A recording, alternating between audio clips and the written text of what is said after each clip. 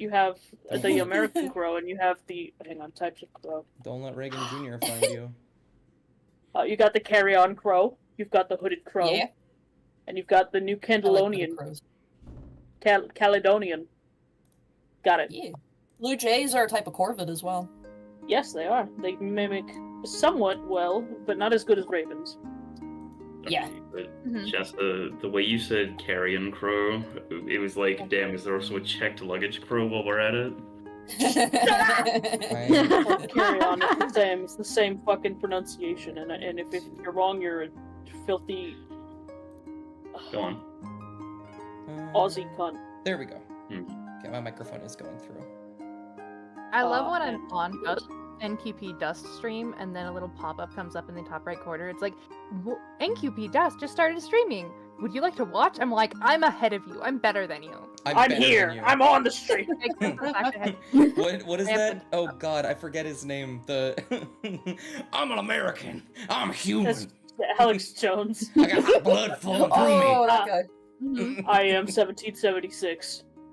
I am 1776. I did an impression, but I fucking can't right now. I eat dirt. I eat dirt. Don't eat dirt. Pastor, you should come visit our farm. I've sorted all my farmage.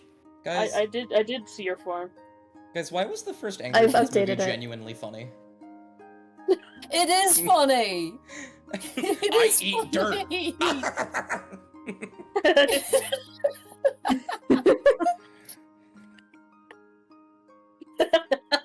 Wait. Was that not the second one? That might have been the second one. I don't even care which one it was. That's my favorite joke in anything ever. I eat dirt. I'm barking like a dog.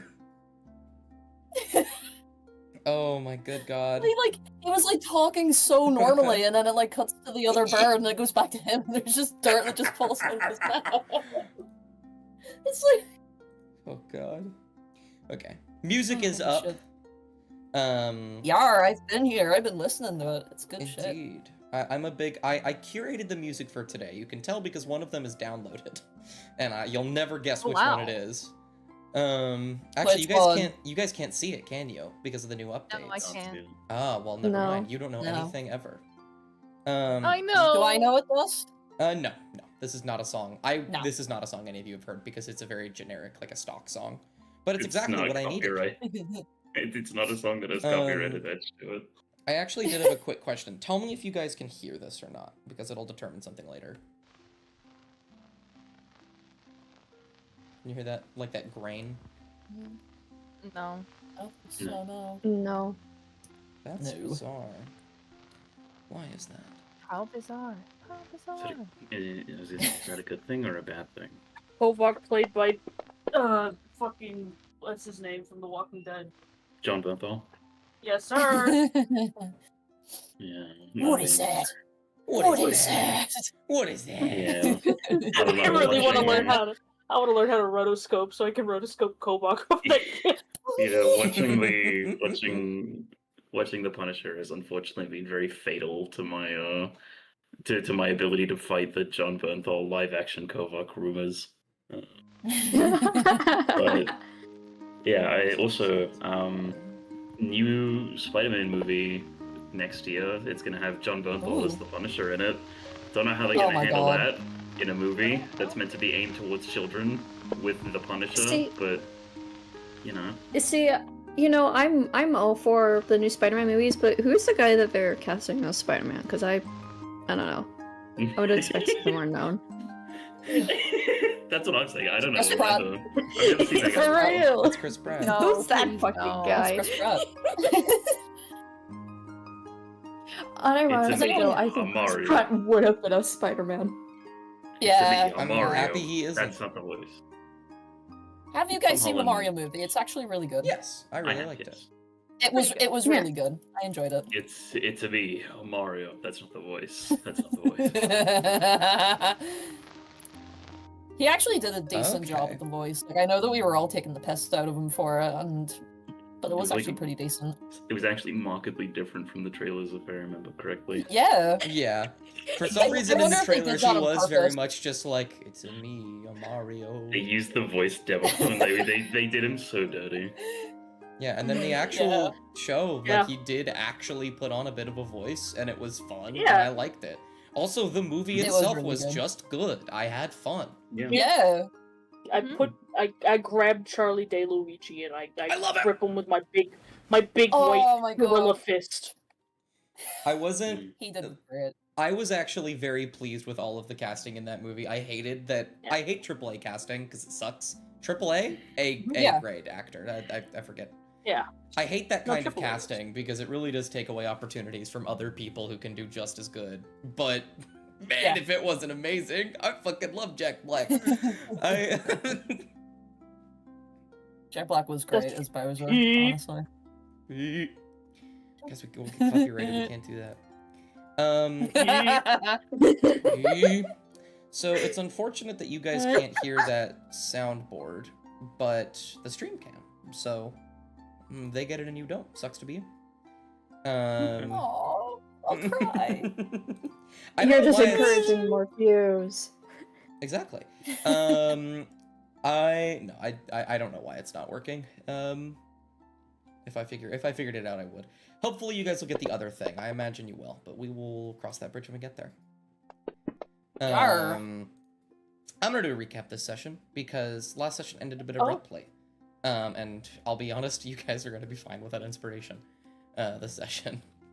Hopefully. Dos gets an inspiration for this one. I have channel points. I do. You. Oh, that's right. So, last session, all of you had woken up in the valley after your battle against Sornklex, and all of you are having, I would say, pretty reasonable emotional reactions to everything that happened in your own in-character ways. But all of you went back to the caravan getting ready to leave the valley, with Kovok saying that you wanted to stop by the graveyard right next to the exit to pay respects, give condolences, so on and so forth. So you guys are going there first and foremost. You'll probably be there in the morning. It is currently nighttime. You all have been going about your nightly routines, and the first to deviate from them are Craggletooth and Amaya, who climb up on the roof.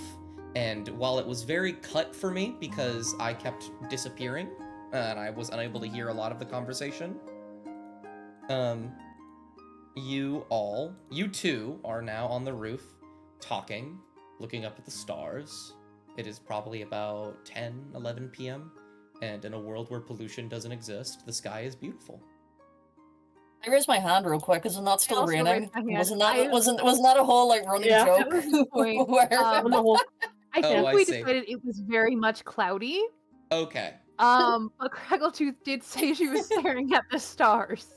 Okay. I did not get to hear that joke last time, unfortunately. No, it is absolutely still raining. And so when Amaya was like, "What are you doing?" She's like, "I'm looking at the stars." Amaya glances at the completely cloud-covered sky. Really? Sorry about that. I ruined your stargazing. Love heart. No, it's okay. Lack of stargazing. It's totally fine. You can't ruin what stars weren't there. Exactly.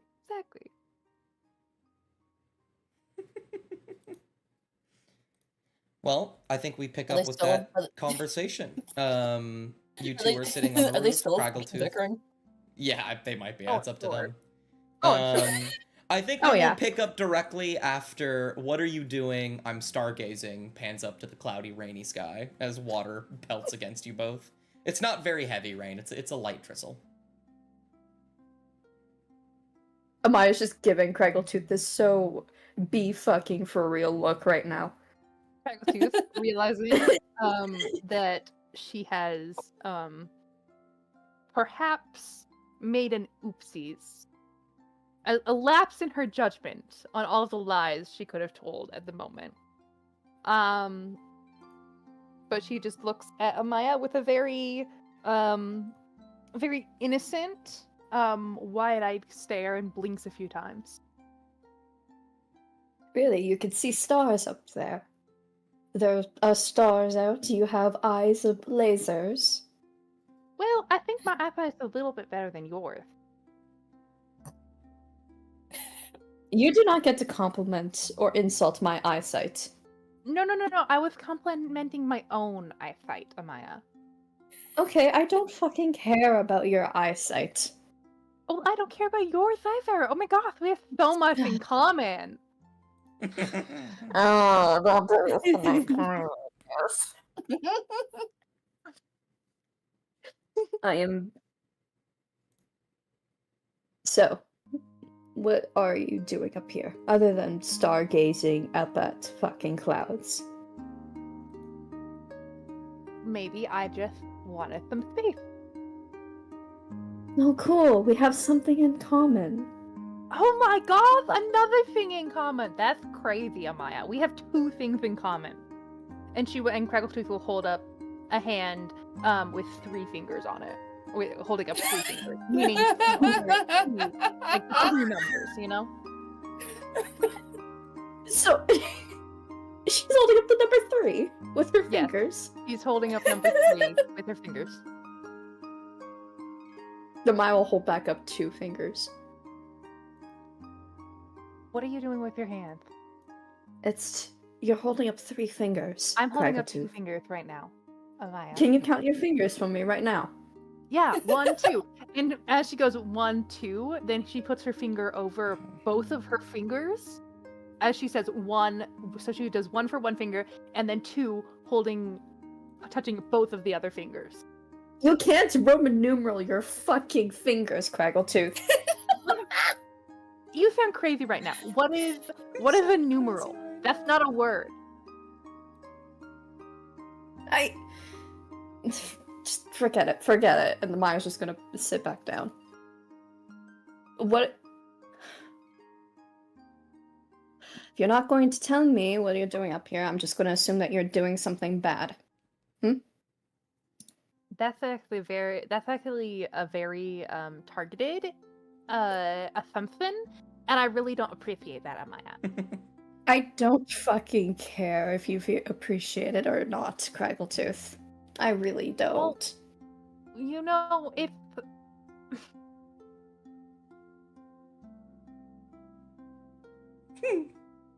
It just really feels like you're stereotyping right now. Well, against what? What am I stereotyping you against? I'm just saying, a lot of times people just assume that because I'm a goblin, I'm always into trouble, and so I'm feeling a little hurt right now. See, here's the thing, Craggletooth. You're the one who said it, not me.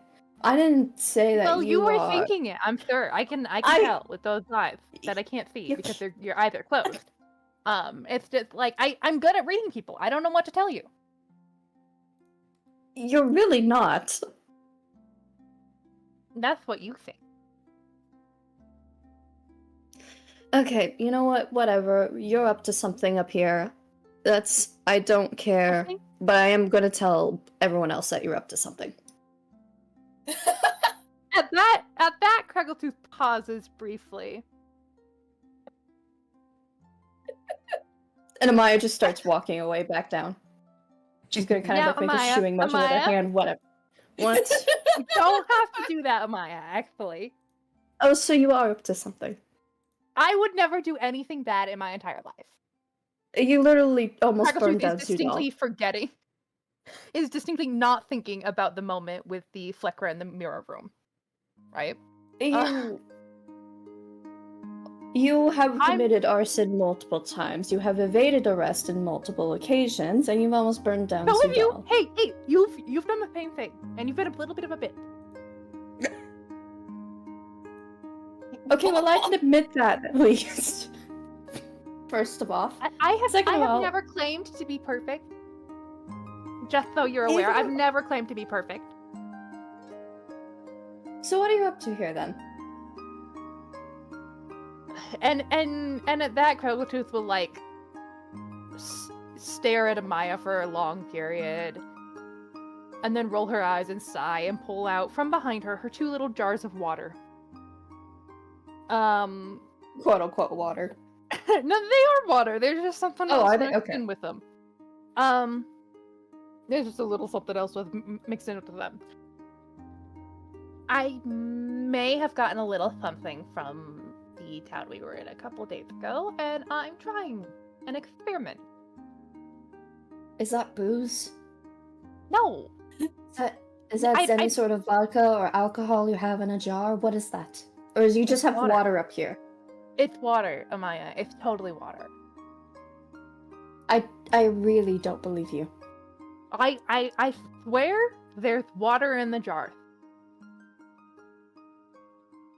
Why are you hiding then water in jars? I still don't believe you, but...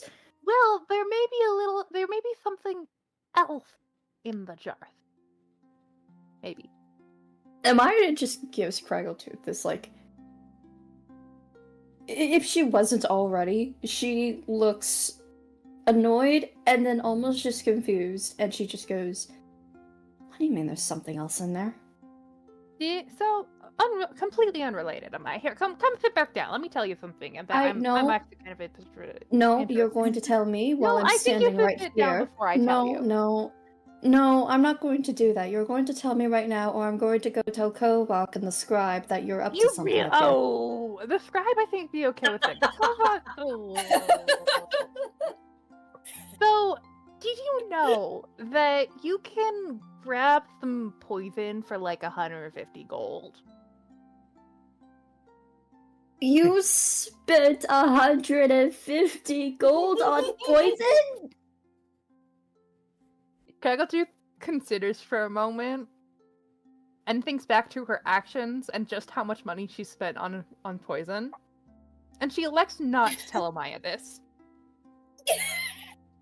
Maybe? Why? First off, why? 150 gold, first off, is an absolute ripoff. You get cheaper in Dasha. Secondly... Oh, well, are we in Dasha, Amaya? It's 100% correct. Oh my god! All you gotta do is go to the Starlight District. You'll get plenty of poison for free there. It's like, wow, Amaya, I didn't know we were in Dathia. Oh my gosh, I see a house over there. Look, she points over at a tree. Oh my gosh, look, it's totally populated. Whoa! Their banter's better than ours. Thanks for that idea, that genius idea, Amaya. I'll just pop over to Dathia and get some poison from there, because that'll be cheaper. Okay? Hey, hold on, you didn't even let me Oh, I didn't let you finish? Oh, I didn't let you Okay, finish? that doesn't explain wow, why. Amaya. Wow. Why did you buy poison? Are you going to kill us? Okay, so Amaya, you're going to if kill I wanted to yourself. kill you, you would be dead. I think we've established this, okay?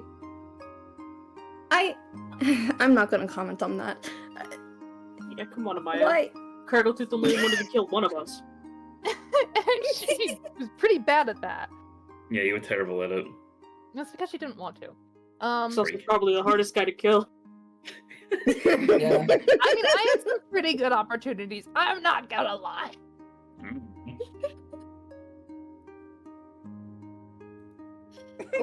Why? Microdosing? Yeah, it's like when you... So basically what it is, and Craggletooth I know what... holds up her... I Yeah, know so I what put a drop of, microdosing like, a is, dose of- dumbass. Oh, you do? I just wasn't sure, because you don't know a lot of things. So I just wanted to, make sure you knew what that was. Jesus. She's just pinching the bridge of her nose right now and just tapping her foot against the roof. I'm sure that I'm sure that since you know what microdosing is, I don't have to explain to you why I'm doing it. No, I think you do need to explain why you're microdosing. Oh, so microdosing is when you take small amounts of poison. No, I said Or why. substance, I said right? why.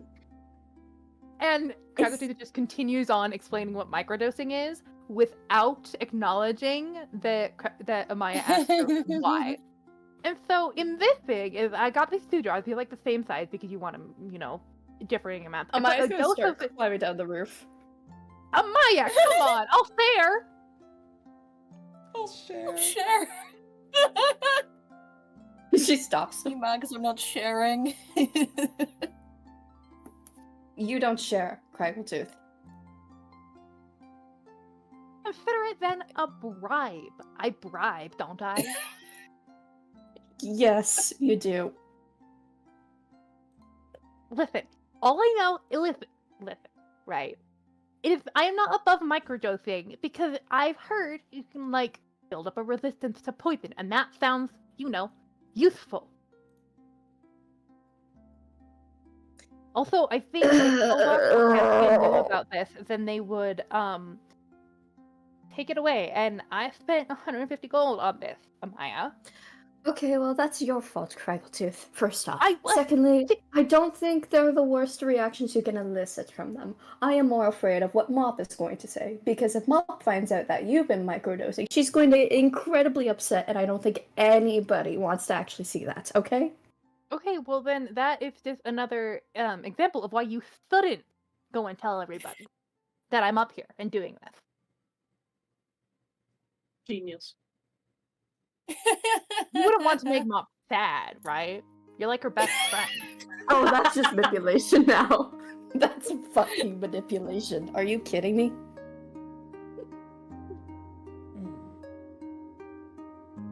Okay, look.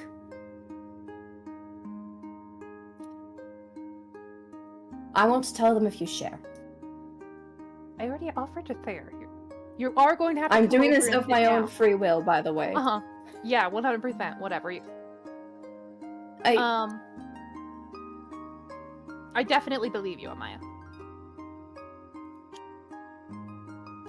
Your tone says otherwise, but I honestly cannot completely care. Your tone And says Amaya that will. you're a bitch, so... Thanks for noticing. After how many months of being in the same caravan together? Give me the jar.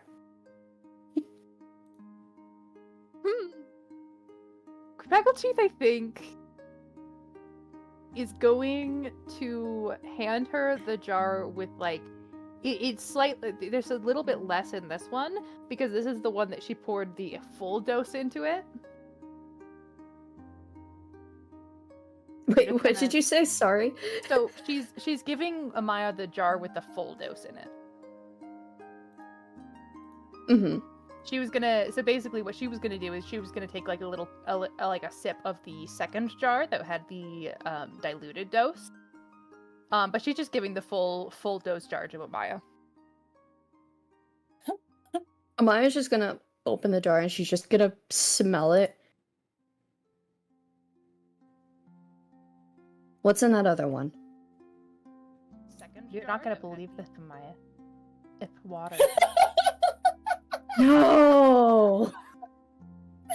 Do you have more than one poison, or did you spend like 150 gold on a single poison? You know, you say you know what microdosing is, but given that you were, like, confused at what I'm doing here, I really don't think you do. See, that one has a full dose of the poison, but I've taken a little bit of that one and put it into this one. So this one, and she holds up to her jar, has a lot less of dilution, so you're not going to get, like, the full, oh my goodness, I'm dying sort of poison. Although this one... Give me the diluted one, then. I'm not giving you all of it! Actually, no. You know what? Actually, why should I? You know what you're doing, right? You know what you're doing. And she'll hold the entire jar over to Amaya. You definitely know how to do this. I don't. I just know what it is on textbook definition. Oh. And quite frankly, I don't think you do either. Well, I'm the one who knows how not to, like, poison. So what you do, Amaya, she'll take her jar back. So what you do, Amaya, and she'll unscrew the lid, is you take a sip of the diluted, okay, Amaya? Because you don't want to poison yourself and feel awful, because I'm already feeling not great after fighting a dragon. Anyway, she's going to take feels like she's listening to the apology prayer Josiah's dream all over again. Except a lot worse. So, Craggletooth will take a small sip, like probably like a quarter cup. Okay, make a Constitution saving throw. Of the diluted one. Mm-hmm. I have mechanics for it. Don't fret. Beautiful. Okay. You kind of just, like, cough a little bit. So, what poison did you use? Because I know you bought 2 different poisons. I bought 3. I'm using Assassin's Blood. Okay. Assassin's Blood is the correct choice. I'm not touching Midnight Tears until I'm good on Assassin's Blood, bestie. That I'm is smart. 24 is absolutely a success. So really quick, I'm gonna cut into the roleplay for a brief moment. There are, I looked up and I really like the way that they do this. There are actual mechanics to train a character in something, in D&D that are extraordinarily convoluted, but I like how they work here. Where it is 10 weeks minus the intelligence modifier. In this case, it would be Constitution, so 7 weeks. Wherein you have to poison yourself, and if you fail the saving throw, you're poisoned for the week. Which would be different. It would be more like a bane instead of like disadvantage on everything for a week. Mm-hmm. In this case, week 1, success. Okay. Solid. The saves will get increasingly less difficult over the 7 weeks. This one would have been the most difficult. So I'm fine. Yeah, you certainly passed. I feel like a 24 either... 24 in the worst case meets it. I don't have a specific DC, but yeah.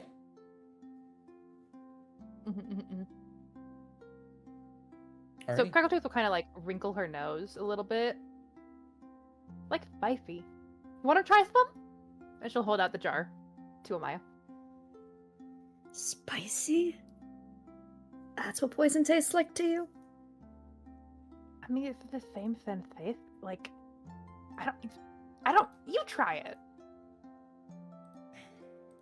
Maya will just take the jar, look into it, smell it, and she'll also wrinkle her nose, and she's like, how do you feel drinking it? Other than spicy. I mean, I feel fine. That's why I'm microdosing instead of like taking an entire like actual dose. Oh yeah, thank you for that. Yeah. Yeah, no problem, Amaya. Yeah, I'm here for you. Don't worry. She's gonna look into the jar, she's gonna sniff it again. And then she's just gonna take a very long and very dramatic, just deep breath. And then she'll take just a small sip. Okay. Not as much as Craggletooth has taken, but... Yeah, make a Constitution saving throw. It'll be really funny if she fails right now. No! I'm sorry! You opened your mouth! You take a sip, and you're right, it is kind of spicy, and you sit there, and then nothing happens, and then almost immediately you start, like, coughing up blood, and vomit off of the side of the caravan. And you're going to take... liar and a hater. You're going to take poison damage. You take 10 poison damage. My dumbass thought that was a D100 for a second. Yeah, hold on, you take... No. You take 44 poison damage. That's okay, I think Amaya would still be alive is after it that. 1d12? It is 1d12. Oh, might be. I'll get rid of the 10. Don't worry about that. That's nothing. Okay, you take 4. Oh! Okay. Instead. Significantly better. Okay. Yeah. It kind of just feels like acid reflux. It just feels like acid reflux, so she's just hacking away like a cat. And then she gives as she goes over to the just... side, Craggletooth will take the jar back and screw the lid back on. This is the week 1 jar. Also, you are poisoned for 24 hours. I forgot to mention that. Oh, thanks. So, all of tomorrow, you are going to be poisoned. My god. Oh my god, you have to come and talk to me so I can heal the poison out of you. You actually can't. Oh, fuck. I can't? No. Oh, Your no. lay on hands specifically gets rid of diseases. Not poison. That can't be real, is it? Oh no, you're right. It is poison. I'm just wrong. Woo! Yeah. It just has to be 1 for every 5 that I expend, I think. Like, if it's multiple poisons, then yeah, obviously it's going to be more than only 1 in 5 this points. case. Thank God. I need to give you the poison condition. Crochet is kind of like grimacing, like, ooh. Yeah. Yeah. I took more than you. Oh, way to rub it in, thanks. That's your like wiping Don't blood listen from to your that. mouth.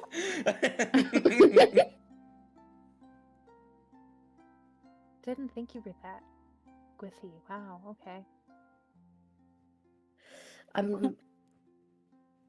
I'm a healer. I'm not a spellcaster or mage like you. Actually, can Amaya use something that she has to heal herself? Let me see. It'd be crazy if Amaya just has nothing on her that can deal with poison. You don't. That'd be You don't insane. have anything prepared. Oh. Damn, okay. You can heal yourself of the damage that you took, but you do not have anything to cure. Oh no, wait. Race action. As an Aasimar, you can cast the lesser restoration spell. Oh! Damn, Is that that's correct. Does that help with poison? Yep. Yeah. Oh, okay. And it's Hell yeah. once per long rest, right? Once you reach the 3rd level, you can cast the lesser restoration spell once with this trait, and you regain this ability when you finish a long rest. Okay, cool. Noted. Amaya will probably then... Hold on, I gotta read this up because I actually don't know entirely too much about this being a... Lesser restoration, it handles, cures minor effects, such as blinded, deafened, paralyzed, or poisoned. Disease. 1 disease, at least. Noted. Okay. Amaya will probably more than likely put a hand to her throat and cast Lesser Restoration on herself. And you will be cured of your poison. And I'll just get rid of your health now, because I know that you'll sleep and then it'll go away, and I don't want to do that later.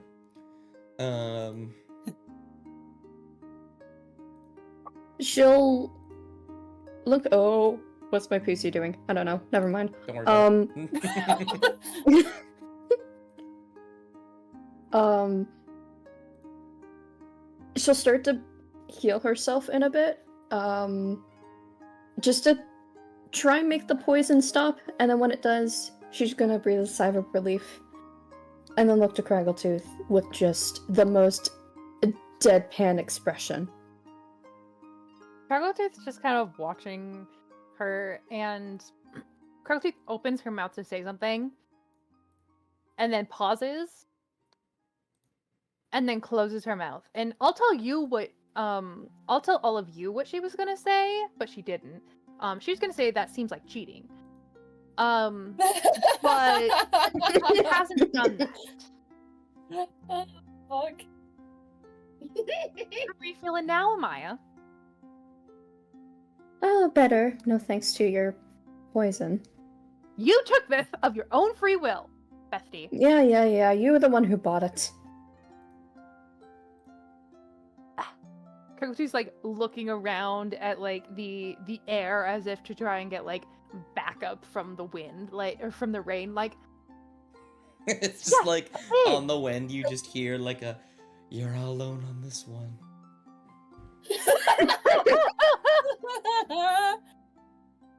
Weird, but Aloris fucking pulls up. Aloris, who are you? Craggletooth just like gives Amaya a look. Yeah, I did with my own money. That if last I checked, my own decision on what to buy with it. Which is funny because you didn't earn that money; it was won the card. Well, absolutely not. Listen, I was if it's in Krako's pockets, it belongs to her, and how she got it does not matter.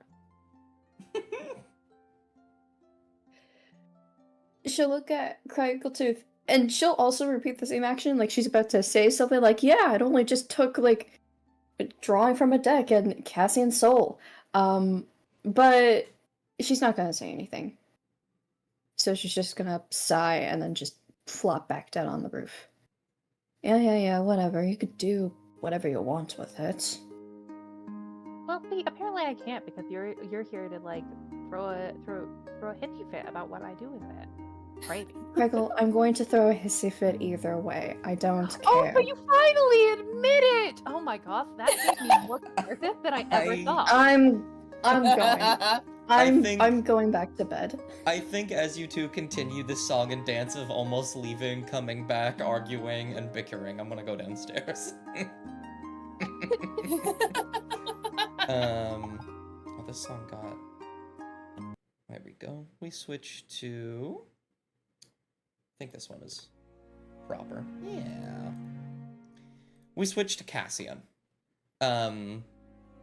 Cassian, you close the door, the hinges slightly creak to the room with a shrine in it. You see that the tarp covering the statue of Lunanora has been rustled slightly and moved.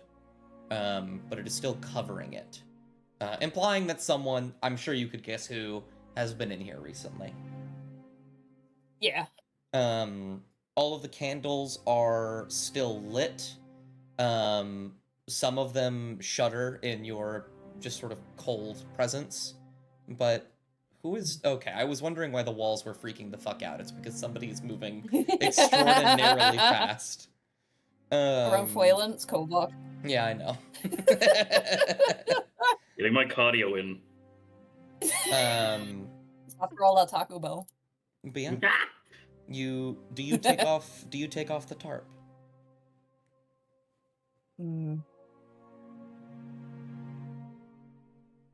don't think they'll take it off fully. They'll sort of like look back out to the door for a moment and then just like take a couple steps forward and reach for the bottom of it. Mm-hmm. And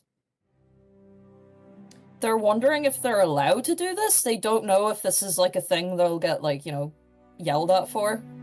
Bam, or told not to 12d12 do. radiant damage. Bam. Yeah, When you reach for the bottom of the tarp, perceive me.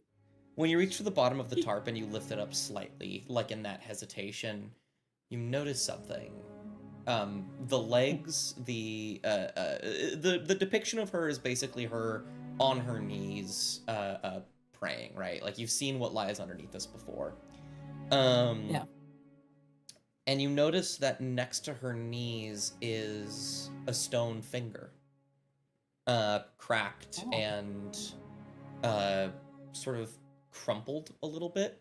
And when you look at her knees and the thing holding her up, or the pedestal holding up the statue, you notice several cracks and missing pieces.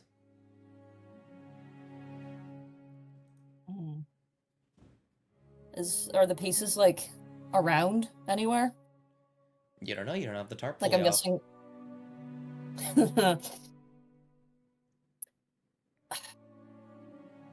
I think they'll take the tarp off, but they're going to be like really careful about it around the candles and then obviously the statue itself.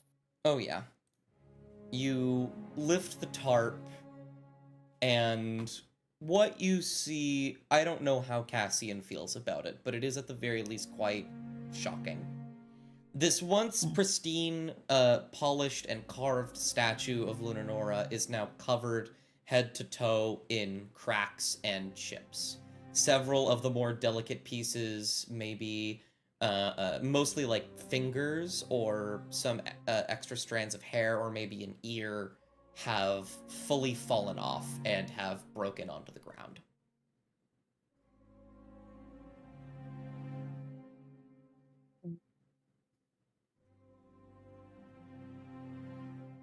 And they're like they're gonna fold up like the tarp as they're, you know, looking the statue over. And they're gonna put the tarp down. Mm-hmm. on the floor. And I think they look shocked, because I'm pretty sure that they, like, the last time that they saw the statue, it did not look anything like this. No, it was perfect before. I think they'll look like sad. Like they'll look really sad and just like downhearted at the whole thing. Do you have I think hunger with you? I do, yes. I think you hear like a light. For a moment, it feels like a grumble, but it's just kind of like an ambient noise of displeasure from hunger. And you hear under its breath, very quietly, as if trying to talk to themselves or not getting the strength to talk to you directly, they say, "Mother."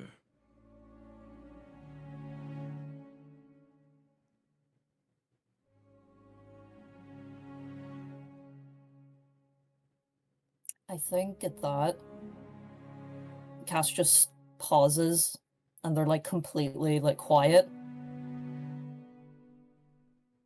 And they're not gonna like say anything, but they are gonna like reach for some of the broken pieces and sort of like try and figure out where they fell from. Mm-hmm. Like trying to like line up the broken pieces with the different, you know, like fractures in the statue.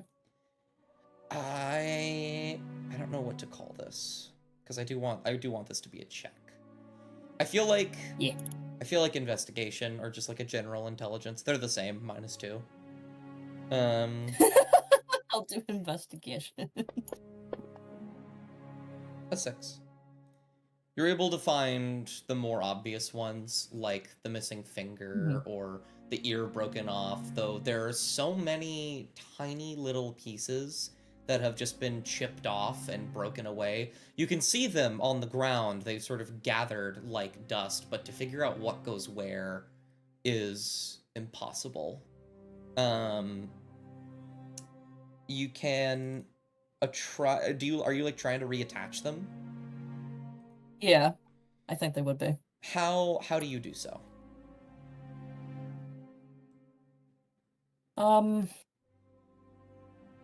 You see, they don't have anything at the minute, you know, to like sort of stick it together. I mean, like they might have like tape in their bag or like in their sketchbook somewhere, because I feel like they do stick things into their book on occasion, but sure, they don't have it with them right now. Sure. So they're probably just gonna try and see if it like just There maybe 1 or 2 pieces do. A large chunk of the shoulder you can just kind of slot into place. You imagine that it broke and was shaken loose somehow. So that one just kind of aligns pretty well. The crack is still very visible, but it's there. The ear isn't able to stay, nor will the fingers, because of how they are being, you know, held up, and they're supposed to hold other things. The palms of the hands are still mostly intact, though, and you can just sort of gingerly set them in those instead.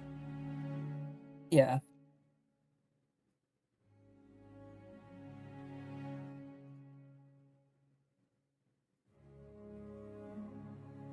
They're gonna, like, let their hand linger for a moment as they're looking up at the statue.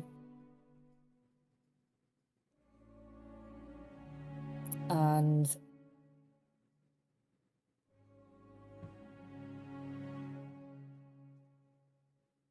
I think they're getting like really emotional over the whole thing.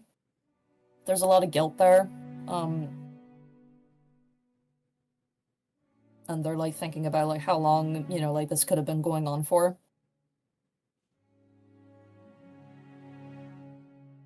And they didn't do anything to help sooner.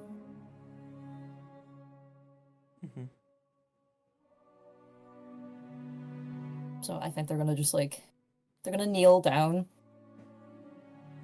Like drop to both of their knees like in front of the statue, and like they're gonna take the axe from their back and sort of just like hold it on their lap in front of them. And I think they're gonna pray for a wee bit. Sort of just like whispering under their breath. It's mostly apologizing to her. And, you know, promising that they're gonna try, you know, and help her. They're gonna do what they can. Because, after all, she brought them back when they believed that they shouldn't have been. So it's kind of like she gave them a second chance and they want to try and like repay her for that, but they are definitely, you know, getting really emotional and they're just whispering apologies over and over at one point. I think as you're praying and you begin to trail off and I would say spiral for a moment, you feel something brush against your lap, and when you open your eyes, maybe it's divination, maybe it's your eyes playing tricks on you, or hell, maybe you've fallen asleep and now you're dreaming. Hunger is gone. And in its place, you see a small puppy-like creature with this sort of ragged fur, several burns and scars running down its back. It's sort of curled into your lap, staring at the statue. And you know what it is. And when you stop praying for a moment, it will look back up to you with this giant sort of scar on the bridge of its nose, mirroring your own. And it will say, "Do you know how I was made?"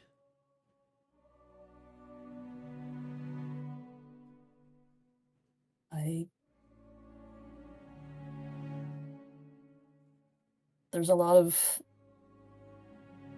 I don't know, things you could be referring to when you ask me that. Many people think it is a curse. In some ways it is. But it didn't start like that.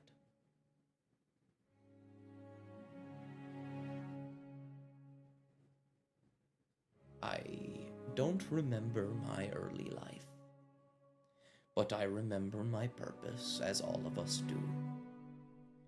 We were not a creation of hate and curses, but surprisingly that of love. The love of two mages birthed a creation meant to protect.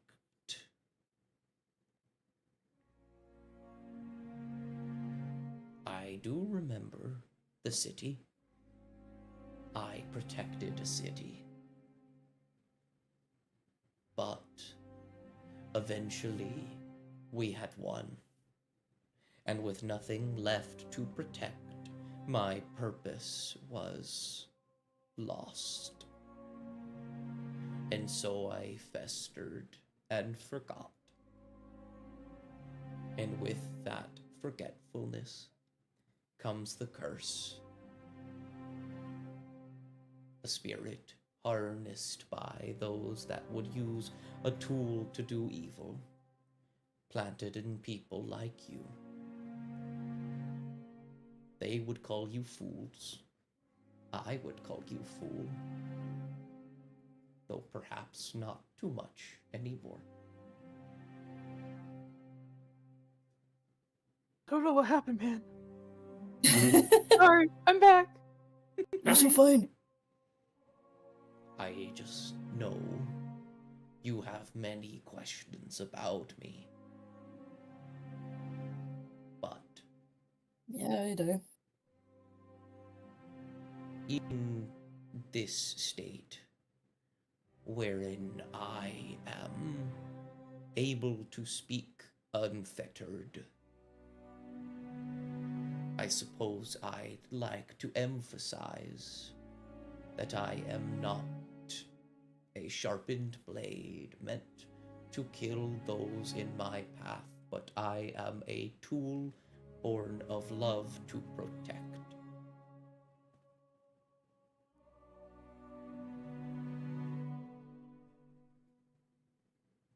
I never knew that. Not many do.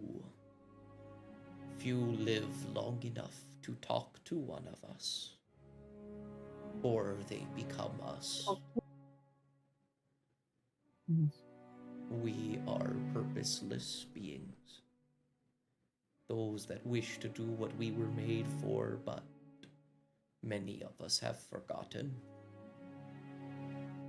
I am surprised I can speak to you. Many of us do not have the wherewithal. Our minds are shattered. But I suppose, after long enough, one can latch onto another's mannerisms. You have given me mind. You have given me speech. And while it pains me to say so, I do thank you for that.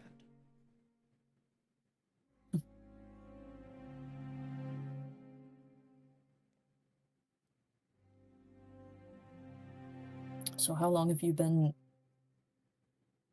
I don't know, part of me? Like, have you been there since however we ended up like this? I don't remember much of who I was.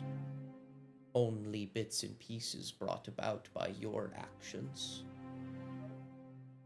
In many ways, whether you like it or not, you were meant for this. I have seen how you wish to protect those you love, those you care. That is your purpose. Or at least you seem to think so. But earliest I remember, a cursed spirit harnessed by an old woman who travels and peddles in these kinds of goods. I believe she tricked you and gave me as a gift. That is my earliest memory. Since then, while I ravaged to protect myself and you reminded me of what was needed to protect other than us.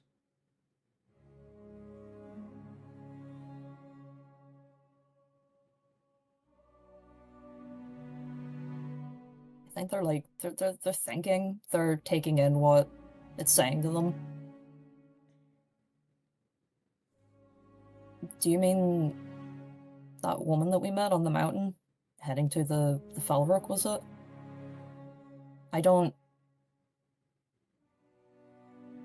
know who else you could be talking about. Similar scent, similar mannerisms, but no, another one. You might not remember. It's been a long time. I remember barely myself. But she peddled in forlorn spirits' final breaths. She used people's words against them. Bitch! But I know not where she is. She travels quite often. I have not seen her since I joined you. Don't...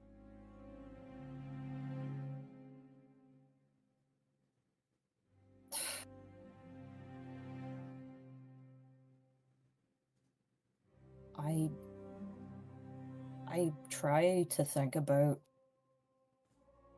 how this all happens, but it's just...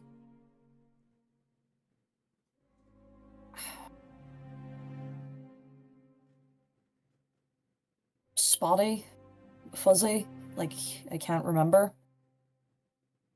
I always just assumed that it was...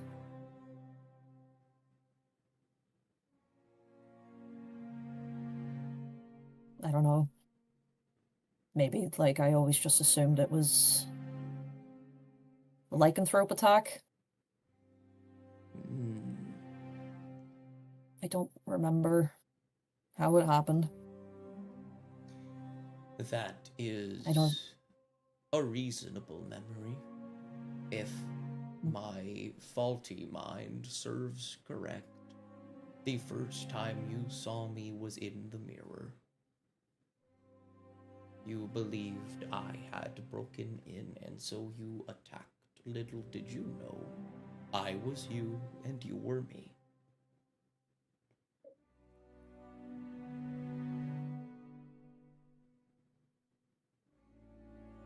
Do you regret it? They kind of shift.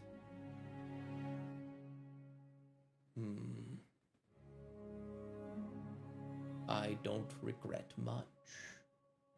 If you mean that I became a part of you, I want to say yes, but I don't think that is correct.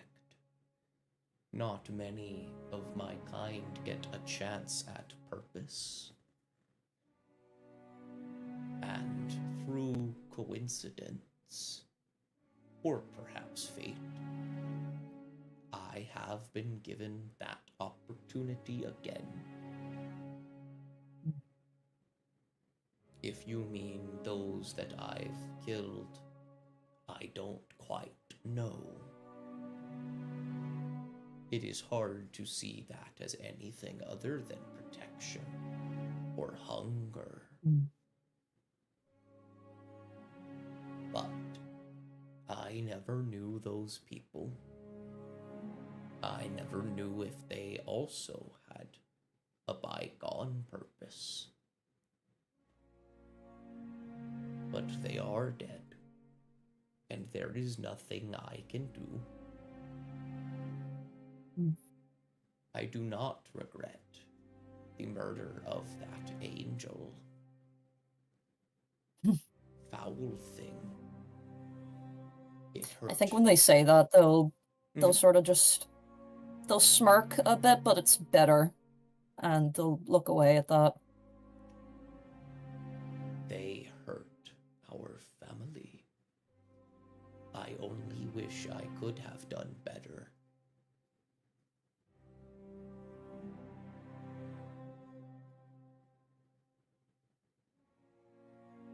Yeah, me too.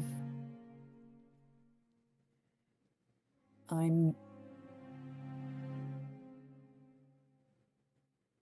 glad that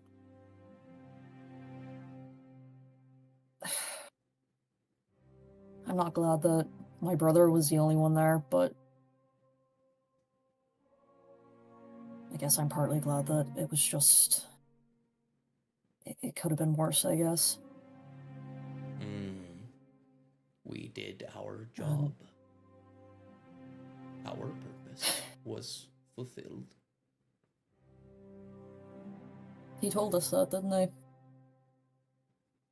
When we were both dying. He told us he wasn't mad. I believe so.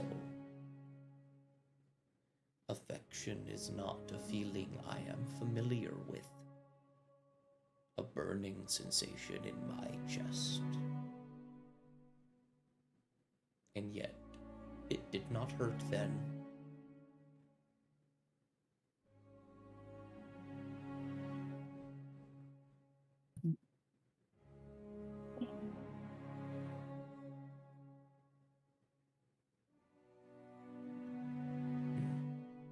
They'll shift slightly.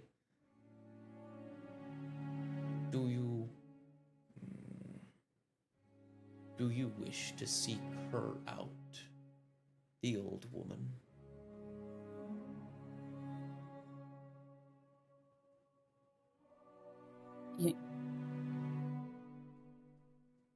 You're talking about the one that did this? They'll nod. They seem worried at your answer.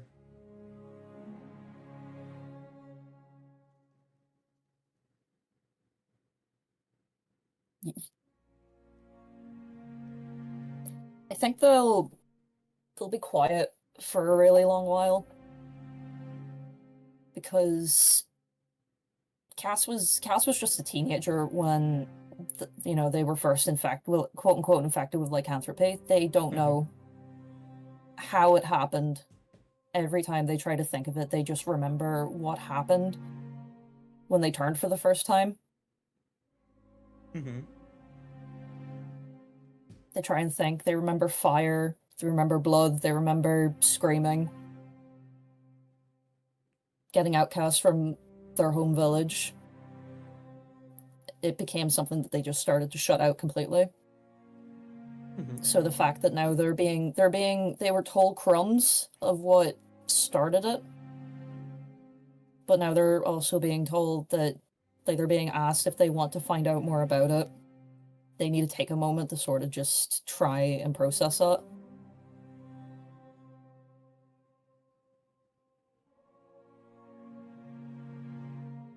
And you know where they are right now? They will put their ears back and shake their head.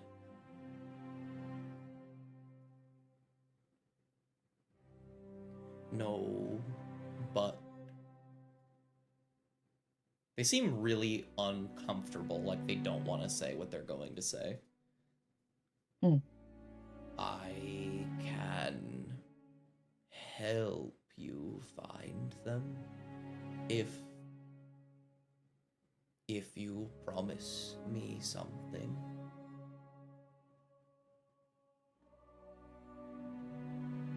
What is it? They shift, uncomfortable. They crawl their way out of your lap and just sit in front of you.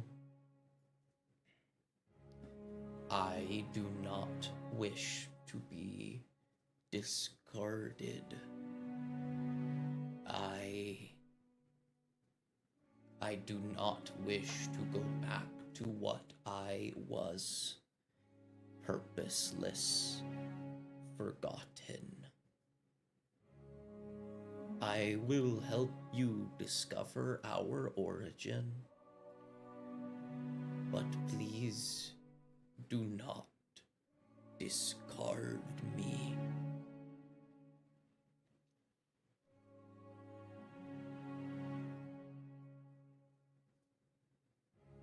I'm gonna take in a really deep breath. And their expression went from, like, patient confusion to just... It's a very similar expression that they had when they were, like, looking at the statue and the state that it was in.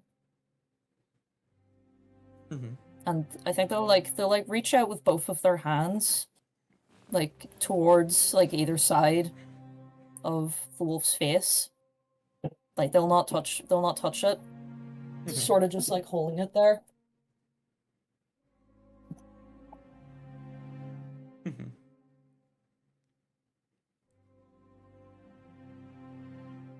I'm sorry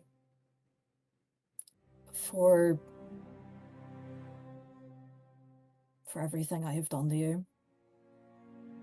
If I had have known that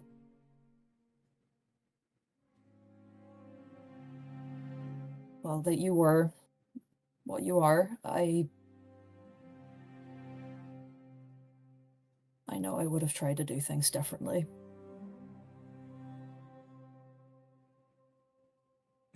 And I forgive you for, hurting my friends and scaring the shit out of all of us. I just never knew that you were something more than something terrifying. And I know that you must resent me for that. I promise you that I am sorry, and I will try and make it up to you. They shift and frown and look just, like, down at the floor, and they almost, like, snarl slightly, and they say, burning sensation.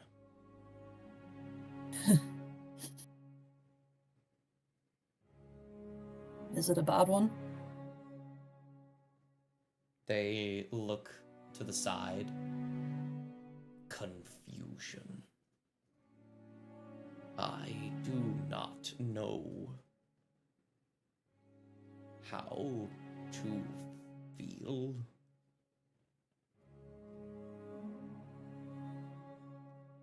I never expected this.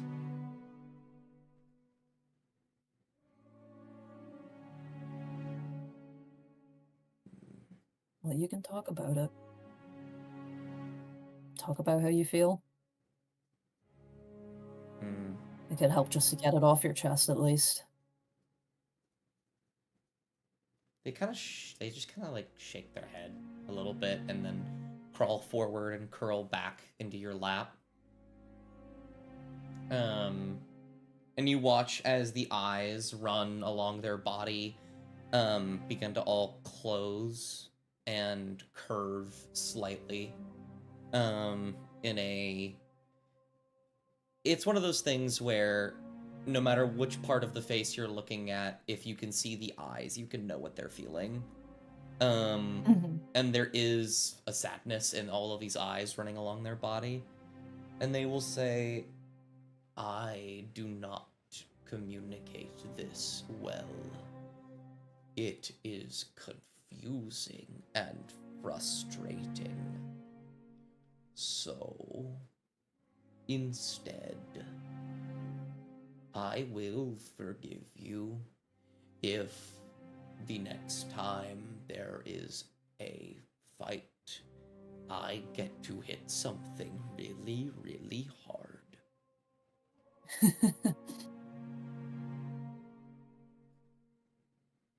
I think at that they'll like curl in a little bit. They'll sort of like wrap an arm around this wolf, and then they'll use the other hand to like brush the fur on the back of its head, you know, like just to like a light tap just to see if it's okay with them, like brushing their fingers through its fur. They like flinch for a moment, but if your hand settles in, they don't stop you. They close their eyes, just begin to lay there.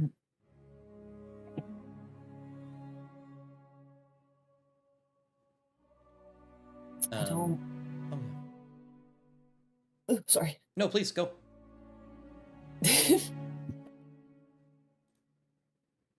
I don't want to kill people that don't deserve it again. That was why I shut you out. I was afraid of hurting the people that I cared about. But I know now that you were just trying to protect us. And I do thank you for that.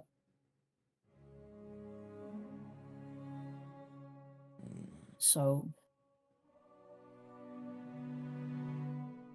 I promise you that if the next time we fight, and if they do deserve it, we'll beat the shit out of them. Sounds fun. You need to work in your jokes as well. That fucking thing you came out with before we fought the dragon.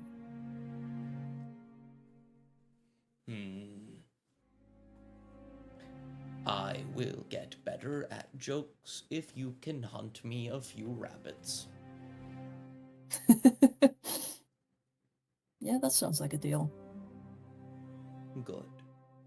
And as they say that, and you chuckle slightly, you sort of close your eyes for a moment, and when you open them, your hand, which was rested on their, just on like their side, their torso, is now wrapped around the handle of the axe as your other hand is facing palm up on the bottom of it. And you look up back at the statue, and for just a brief moment, it looks like it's smiling at you.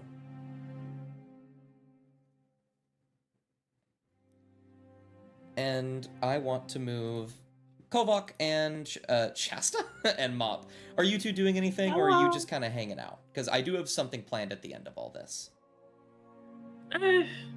I think Kovok's sort of still in his own little... He's still in his own feels, so he's decided to sort of travel with the horses and with Waylon. He's riding on the back of Waylon, just following along. Absolutely. So, yeah, very much sort of just doing his own thing. Absolutely. Mop is...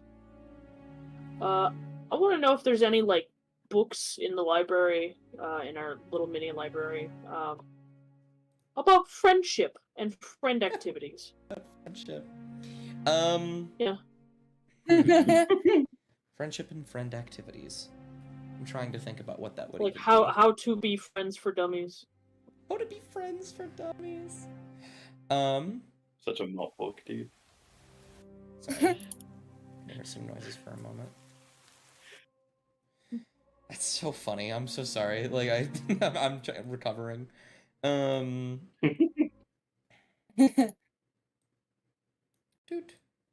And a doot and a doot.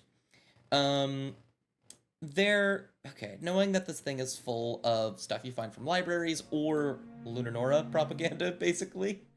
Yeah. You find the closest thing you can find is a book about the purpose of connection, a Lunar Noran tenet. I have to stop at the library in the next town. You're not supposed to call it propaganda if it's our propaganda. Yeah, if it's good, it's not propaganda. If it's good, it's not propaganda dust. So... you want to have a really good look at propaganda. Mop will read that book while she, like, you know, cooks a little bit. I like that joke. Mm-hmm. Thank you. Yeah. And, Let me bring... Where's he at? You will have the book open. You'll, like, as you're, like, cooking on the table, Argyle will be on the opposite end of it, holding the book up at you so you can read it while you're doing things. He's a book stand. As you are cooking, you will hear the sounds of footstep on wood, and if you turn, you can see the scribe holding a guitar. What? I'm walking this way. Okay. Okay. So anyway, here's Wonderwall. Here's Wonderwall. And he will step outside, and whether you are riding with the rest of the horses, or are bickering upstairs, praying, cooking, whatever it be, he will sit down on the steps, and he will begin to play. You're in! Yeah. Yeah! What the fuck? And all of you can hear it. It can cut through whatever you're doing. You can react in any way you want.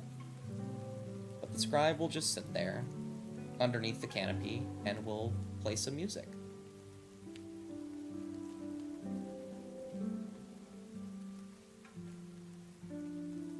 Oh, that's lovely. As you all get a nice moment of relaxation and banter, you have a well-deserved day off ahead of you. Yippee! Please, we put a fucking dragon.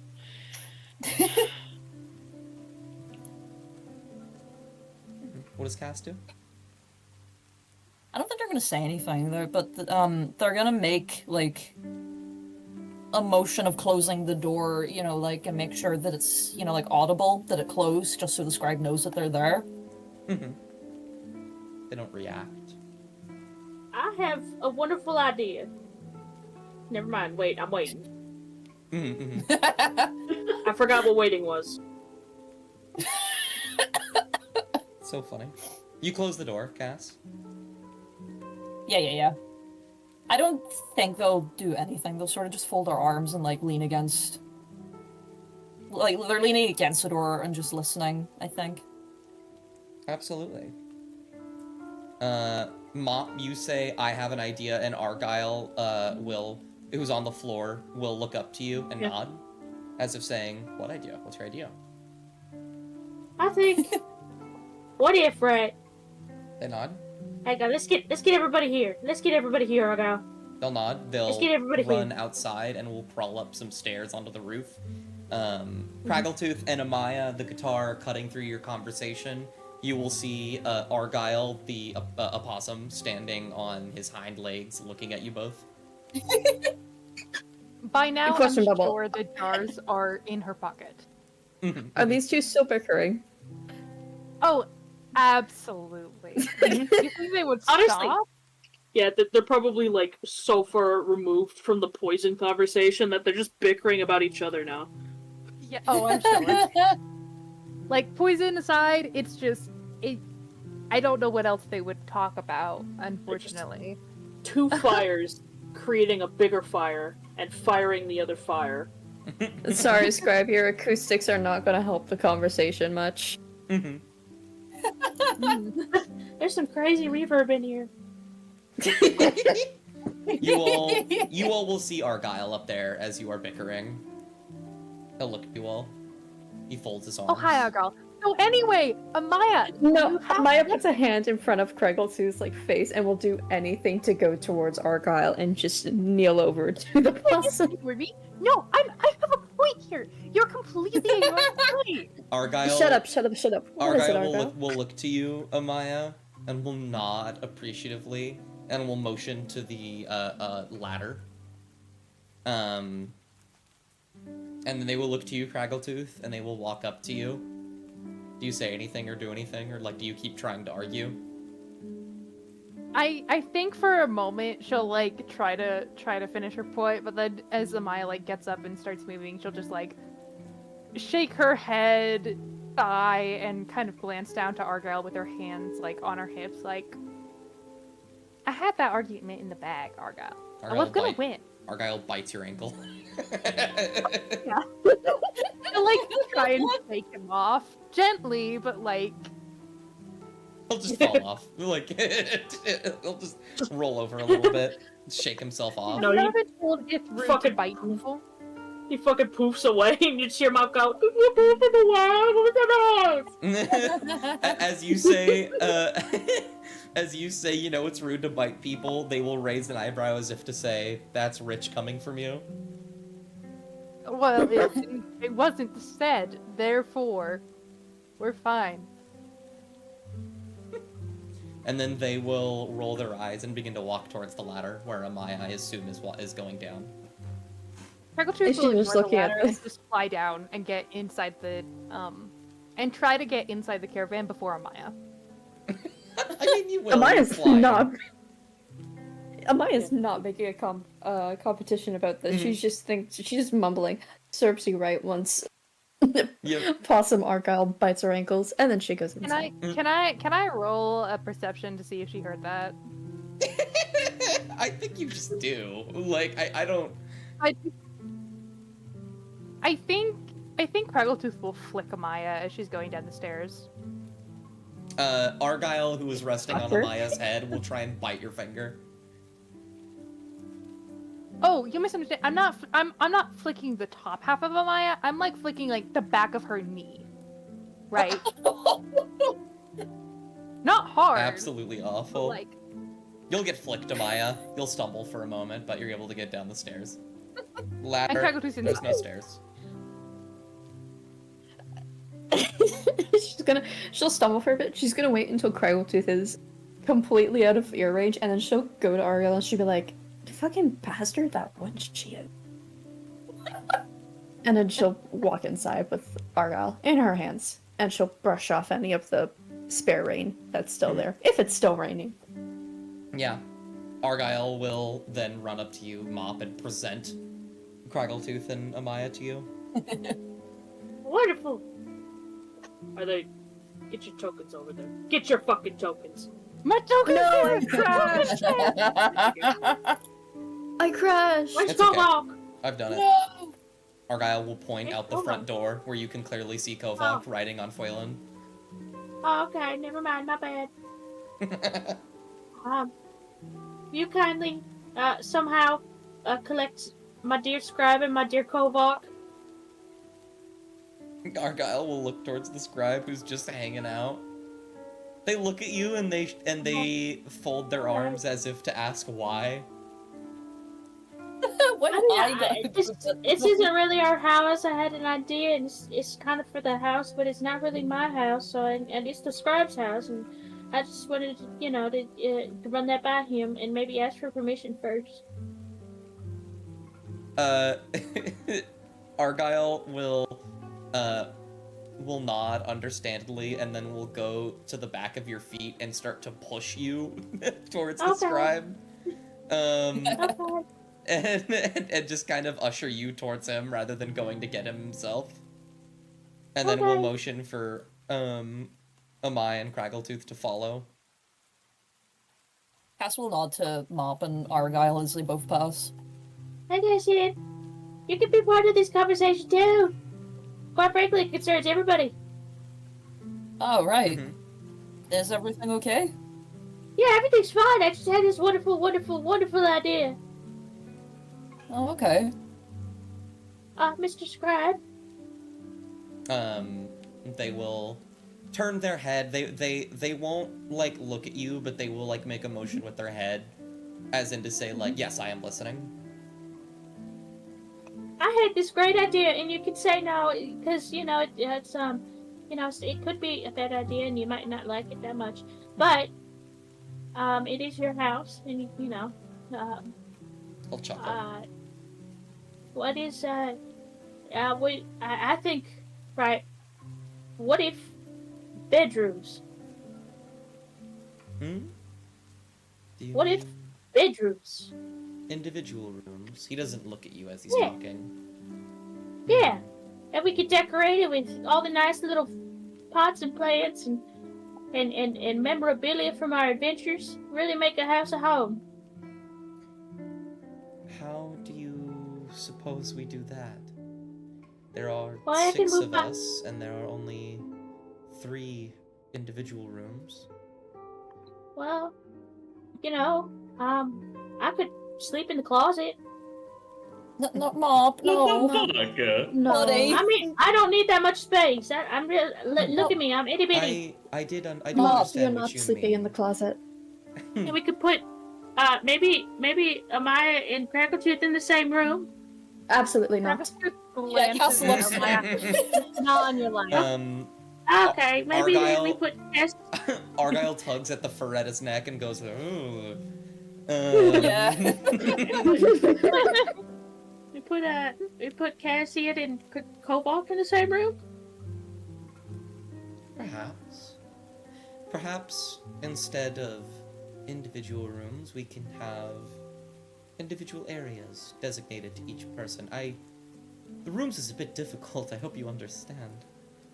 Yeah. Though I see what you're trying to do. We could always repurpose the armory as another room for 2 people. Use the already existing bedroom for 2 others, and if you wish to exist in the closet, you can, though we will not be using it as a closet anymore. It will actually be a space where you can live. Yeah, alright. Huh. Well, perhaps.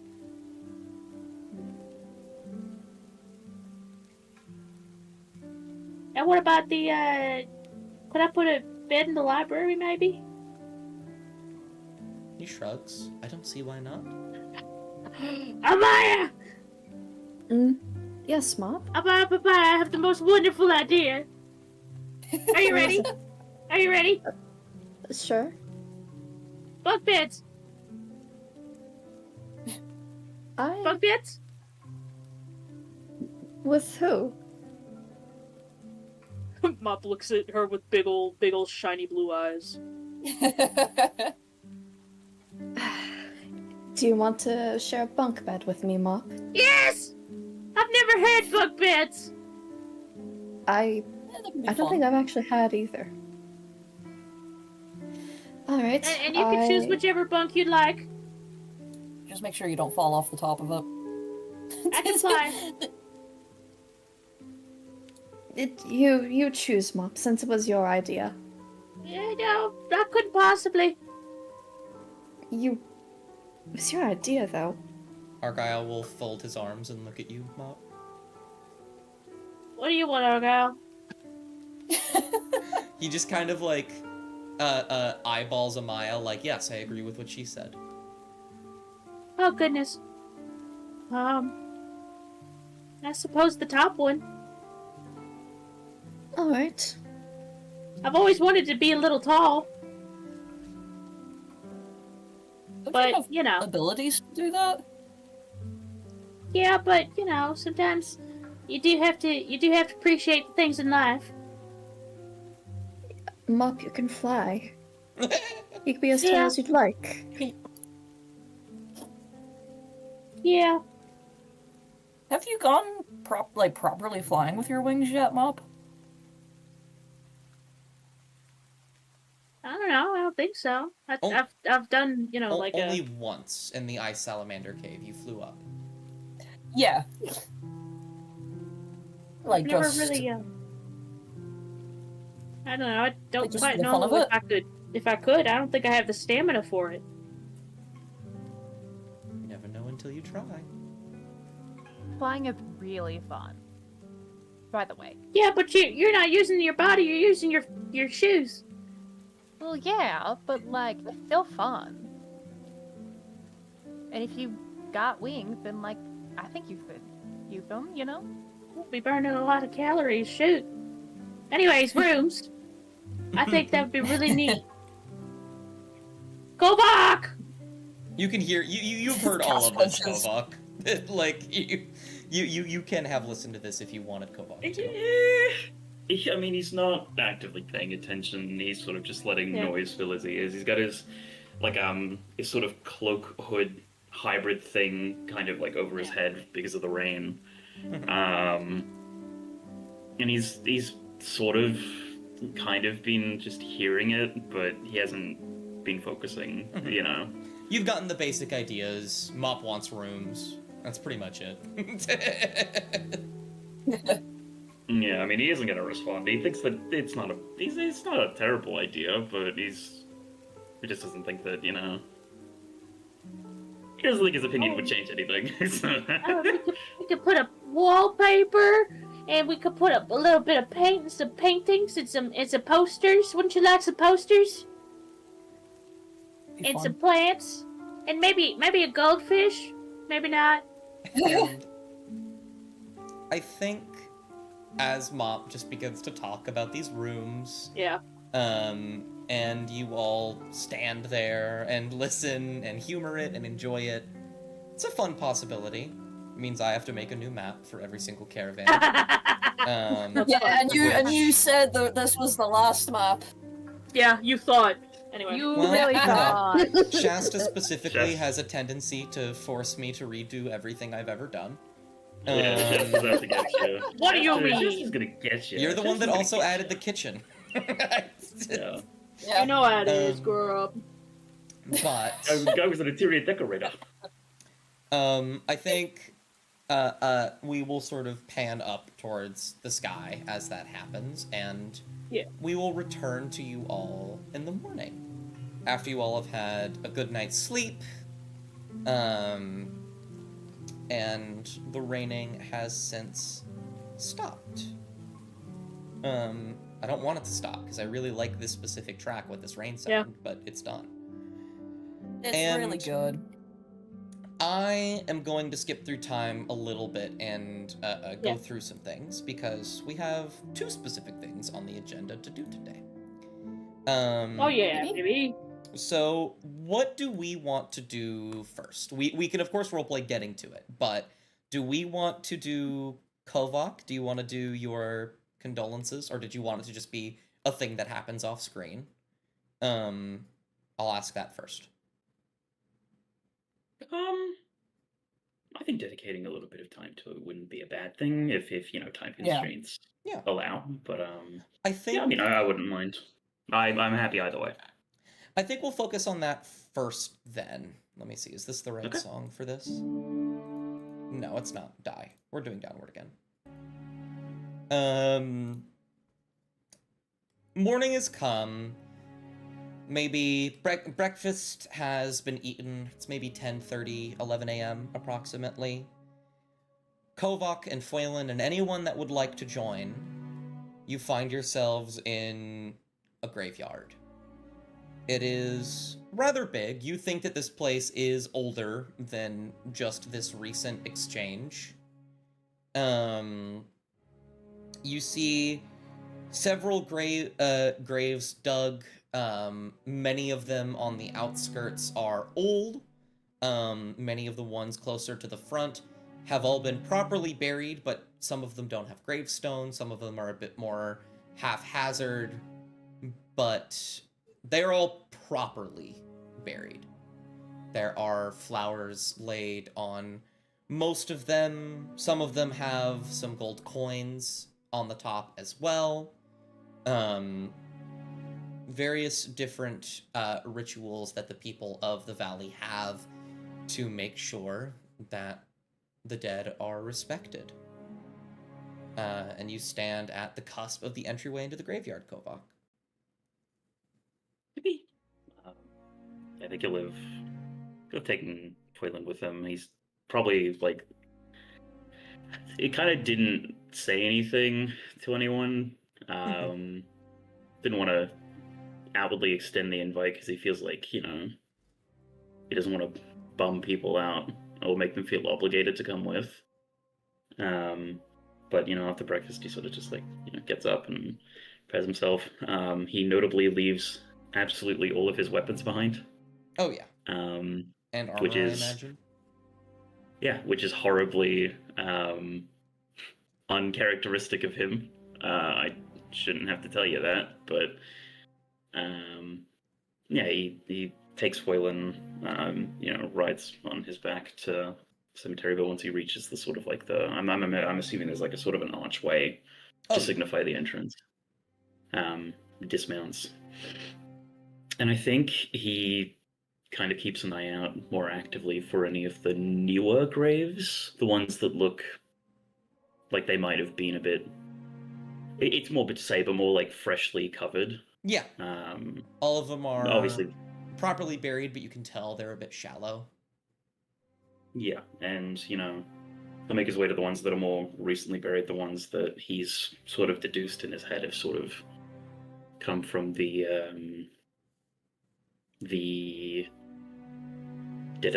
recent goings on of the past. I think it was about 2 days since we woke up, and just all of that sort of all that business. But I don't need like a exact number, but like if you had to approximate how many people died, where would you ballpark it? Let's see. I would say that the population of the valley is smaller than most places. I would say the city had anywhere from 500 to 1,000 folks. The township had probably only 100, maybe 250 at most, and the what's it called? Oh God, the monk. How am I forgetting what it's called? Dear God. Acro? No. That was what the I don't know why I'm trying to guess. I have the map. The Abbey. The Abbey probably had at most 100 folks. So I would say at most there was 1,350 people in the entire valley. And I would say at most maybe 250 of them had died. Yeah, and Jeez. At least 11, considering we saw them die. Oh, yeah. But yeah, and assuming all of them are buried, or just as many as there are, Kovac is going to try once more to remind himself, or try to think, was there any particular Ludinoran things that he could recall that Parasandra would do in terms of, not particularly funeral rites per se, considering the funerals have already happened, but just some sort of like respect for the dead, or sort of that kind of, like just any sort of rudimentary prayers or anything of the sort. Yeah.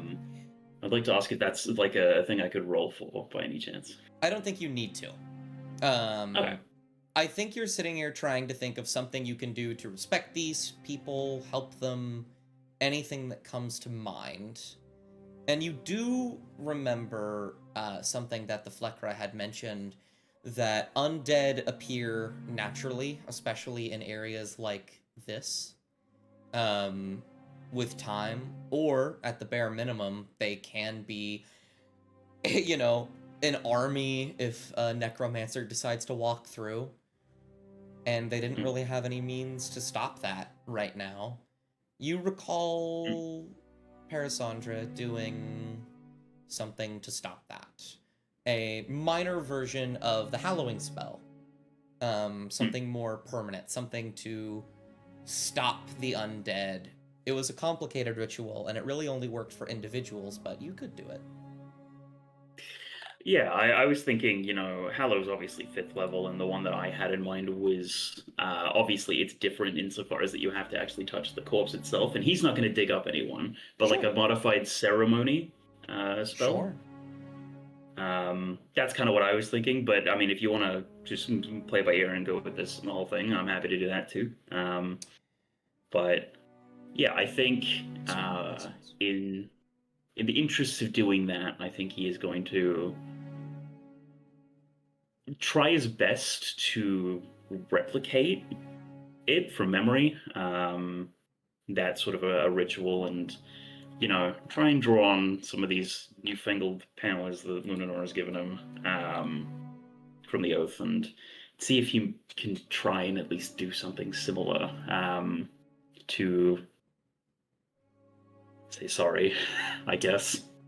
There's gonna be a couple of these. I want you to make me a D100 check. You're gonna be rolling a few of these here. Okay, and I think the last one we wanted was a high one, so we want a low one this time, right? Sure. Low one, 74. You will lean down, press a hand to the dirt. I actually really like the ceremony spell. I read over it just now. And you will cast the spell. You will apologize, say whatever you need to, and you will feel your magic sort of seep in to the dirt. And I'll have you just use a level 1 spell slot. And I think you realize right after you're done, you've protected this person, and you look up at the remaining hundreds more, and there's definitely a sorrow building of, I can't help all of these people. And I think Foylin will nudge you, and when you look to him, you will be able to look back and you will see the scribe. And he will say, do you plan on doing that to every single one of them?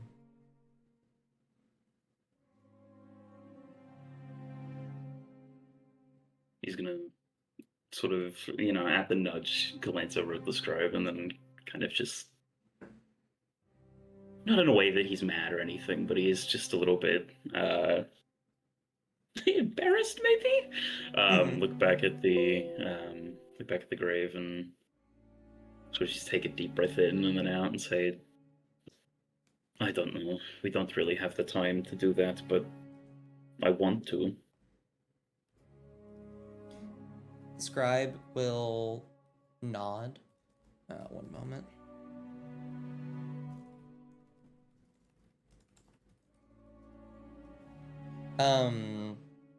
And he will say, no, you expect him to maybe chuckle slightly as he usually does, but he does not. And he will walk forward and say, Kovak, you are quite the capable person. You have done many things by yourself. But I think she, or perhaps the world itself, has tried to remind you time and time again that while you are strong on your own, you are invincible with others. Her power is weak right now, but with me and you, we can help these people. Every single one of them. If you would like me to help. Yeah, kind of sets him back into reality. That sort of yeah, hey, dumbass, don't have to do this on your own. Reminder. And he's gonna just nod, say, "Please, I'm not. I still don't really have much of an understanding of this whole." And he like waves his hands to emulate magic without saying the word. He will chuckle at that, and he will say, "Then allow me to help you understand." He will get down on his knees, and he will reach over to grab your hands. And he will put his hands palm up, facing your hands palm up. And he will say, "You say time and time again that you do not understand this magic yet, and yet I think you do. I think what you don't understand is the fact that you do understand." He will close his eyes, and he will begin to channel some of his magic into your spell. I'm going to have you roll another D100, but I want to ask, how many spell slots of any amount of level do you want to give up right now? For the long rest, of course, like not forever. Of course. To have this succeed. It could be all of them, it could be some of them. I'll give a different bonus for what you do.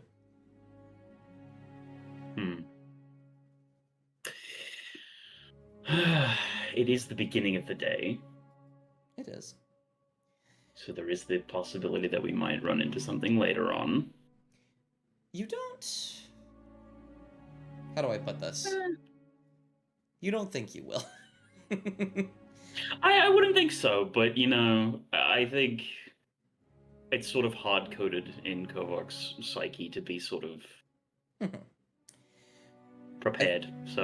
I think the one thing that crosses your mind is that the primary two threats to this area was the Hag and Sorenklex. Any of Sorenklex is gone, and the Hag has left as well. At the very worst case, you will maybe find some, I don't know, gnolls? Or some other, like, woodland creature, or maybe, like, some minor undead. Yeah, so nothing horrific, but, you know, still wanting to be prepared. But in that case, I'll leave one of each available, so I will spend 2 first, 2 second, and 1 third level.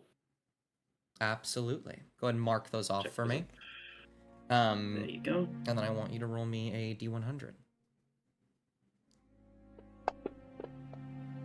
Can I use my lucky? No, you don't need to. Okay. Like I said, I wanted to see what spell slots you would give up first. He will close his eyes, and you'll feel the magic begin to flow through your hands. And you feel this feeling bubbling up within you that you felt this entire time. Something that's existed so long within you that you tend not to pay too much attention to it, because it's just ambient now.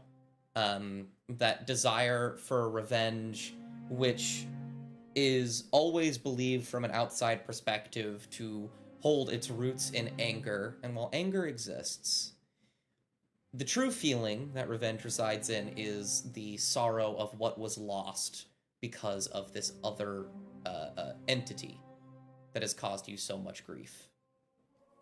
And I think there is an understanding, a brief understanding. I'm not going to force knowledge onto Kovok, but there is this eternal thought of, I don't know how this works. This just happens to me. I don't get it. But you kind of do in this moment. What fuels your magic is your desire to persevere, that revenge, and yet it doesn't just sit at revenge. It's deeper than that. If it was just revenge, you wouldn't be able to do things like heal people. Because what does that do? I think that there is a sorrow in there as well, rather than just wrath. As you look out towards this sea of graves, and you press your hands into the ground, and all of the dirt growing over these holes begins to sprout grass, with this silver dew on the edges of them glistening almost like mercury, spreads throughout the entire cemetery. As you have casted the equivalent of a minor hallowing spell, I'd like you to roll 2d12, and I'll take the higher number. This graveyard will be protected from undead, and all of these corpses will be protected from becoming undead for 8 months. That's not bad. That's big, actually. That's huge. Yeah. Okay, great. Yeah, no, I mean, yeah, I think it's a sort of a more unique kind of a sensation to him, because every time that spellcasting has been a thing, it's always been, it's been kind of like just, it happens based on the vibe, as if it's like intuitive. Like if he's hitting something and he really wants to hurt it, he'll smite. If he, really wants to help someone, he'll, lay his hands. But this one is a little, yeah, it's that same sort of an intuitivity, but it's completely new, because he hasn't kind of tried anything like this in an experimental sense before. But I do think that while, obviously the whole hallowing of the graveyard and everything does remind him of Parasandra, the intuitivity of his magic does remind him of little conversations that he did have with Delsaran, or about the same thing. Being a sorcerer and all, he sort of had that kind of an intuitive ability to do it. He just, he was capable. And, brief flashes of those conversations and brief little mentions of everything are brought back into Kovok's sort of forefront, and I think that sort of a sorrow of remembering both of them, yeah, it probably has some sort of an addition to it all, insofar as well as 250 people died, and as self-destructive and as wrong logically as it may be, he does still blame himself. At least, even if at least partially, because, there's that lingering thought in the back of his mind, if I had just stabbed her to death while she was in the caravan, none of this would have happened. But, I think that sort of a sorrow is something that very much helps with the intuitivity of it all, and I think it's a little bit of maybe a bit of more of an awakening, in that regard, at least, more of an understanding of what it is that has been given to him. Because while of course it isn't intuitive insofar as he wasn't really, at least he doesn't think he was born with it. It was something that was certainly conferred upon him by Lunanora. But once he realizes that it's actually been successful, for the first time in however long it's been since he regained consciousness, I think he smiles. And as you sort of sit there on the ground still, the scribe will fully stand up. He will look upward towards the graveyard as a whole, and he will say, "Revenge, inadequacy, retribution, and satisfaction. 4 feelings with unending amounts of difference and similarities. I think you're on the track to understanding which ones you properly believe in. You are quite impressive, Kovok. I will leave you to do what you must. I don't wish to overstay my welcome. Come back to the caravan when you can. I believe they're doing something foolish again." He chuckles. sometimes I feel like I am the pedant and not you. But that's okay. I'll only be about a few more minutes, I want to say. Do take your time. They will manage, I am sure. Just give a small nod. You will begin to walk away. And sometime later, after you are done, I don't know what to call it, grieving or being satisfied with what you've accomplished here, you can get on Phelan's back and head back to the caravan, wherein you step in the middle of something we will have to go back in time for. We're going to cut through it a little bit, because we are somewhat short on time. Not too much, though. As I find the most whimsical and devious music I can find. Oh no. I think we start with Cassian. You are in the living room with the bell. And Craggletooth, you are standing in the doorway. Cassian promised you something. Oh no! God damn it! And I will say when you join them, Kovak, it'll be pretty soon.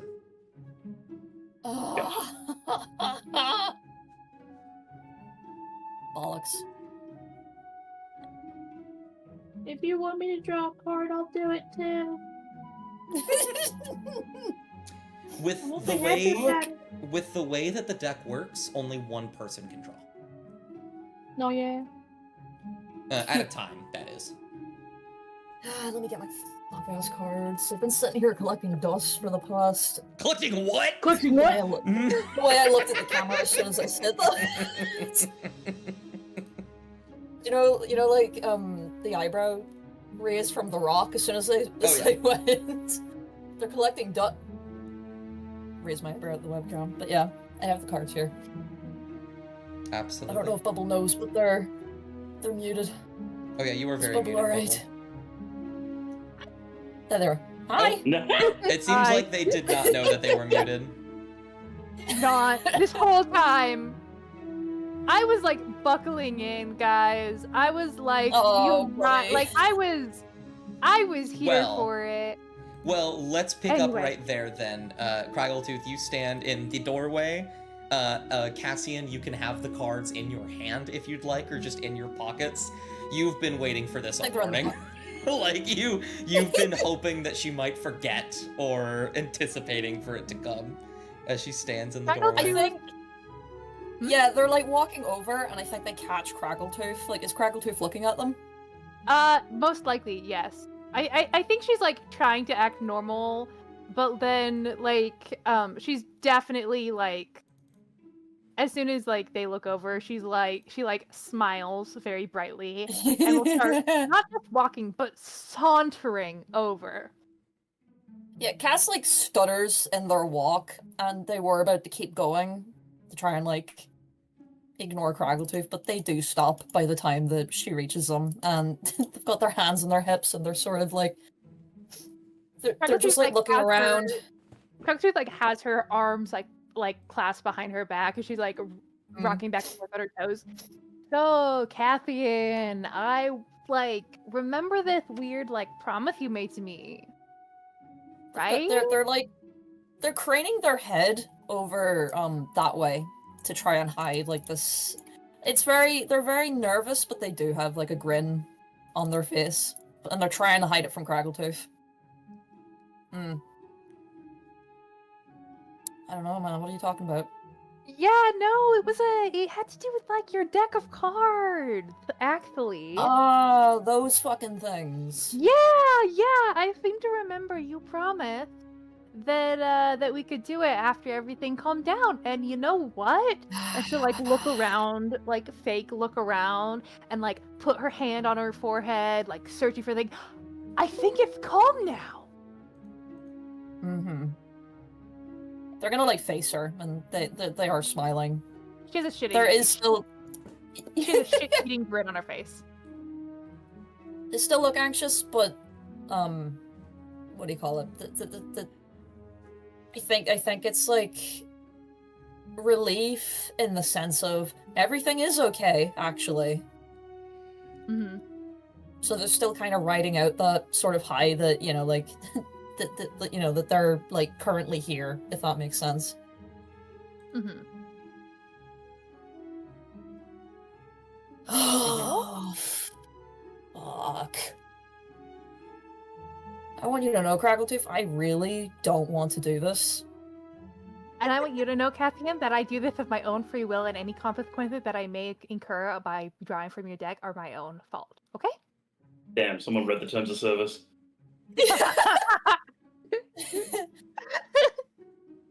Okay, I did promise you, but this is a big but, right?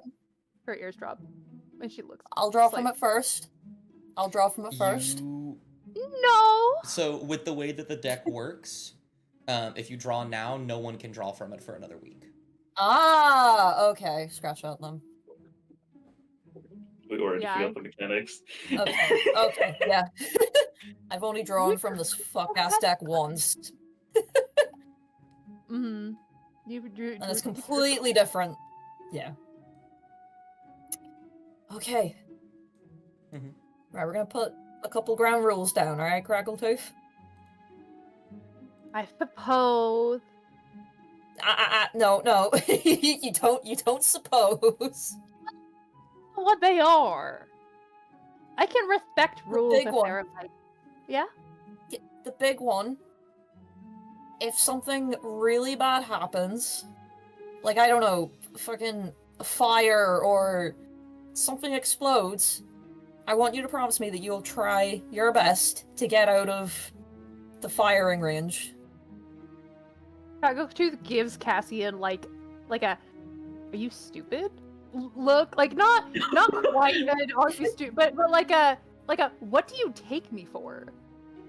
Someone slow? It's like a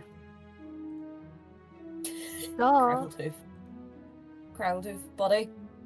Look, I know that it's really hard to hit you, but you need to know that I get severe anxiety over this shit, and it would make me feel better if you just agree to it and say yes. You hear in your head, Cassian, it isn't that hard.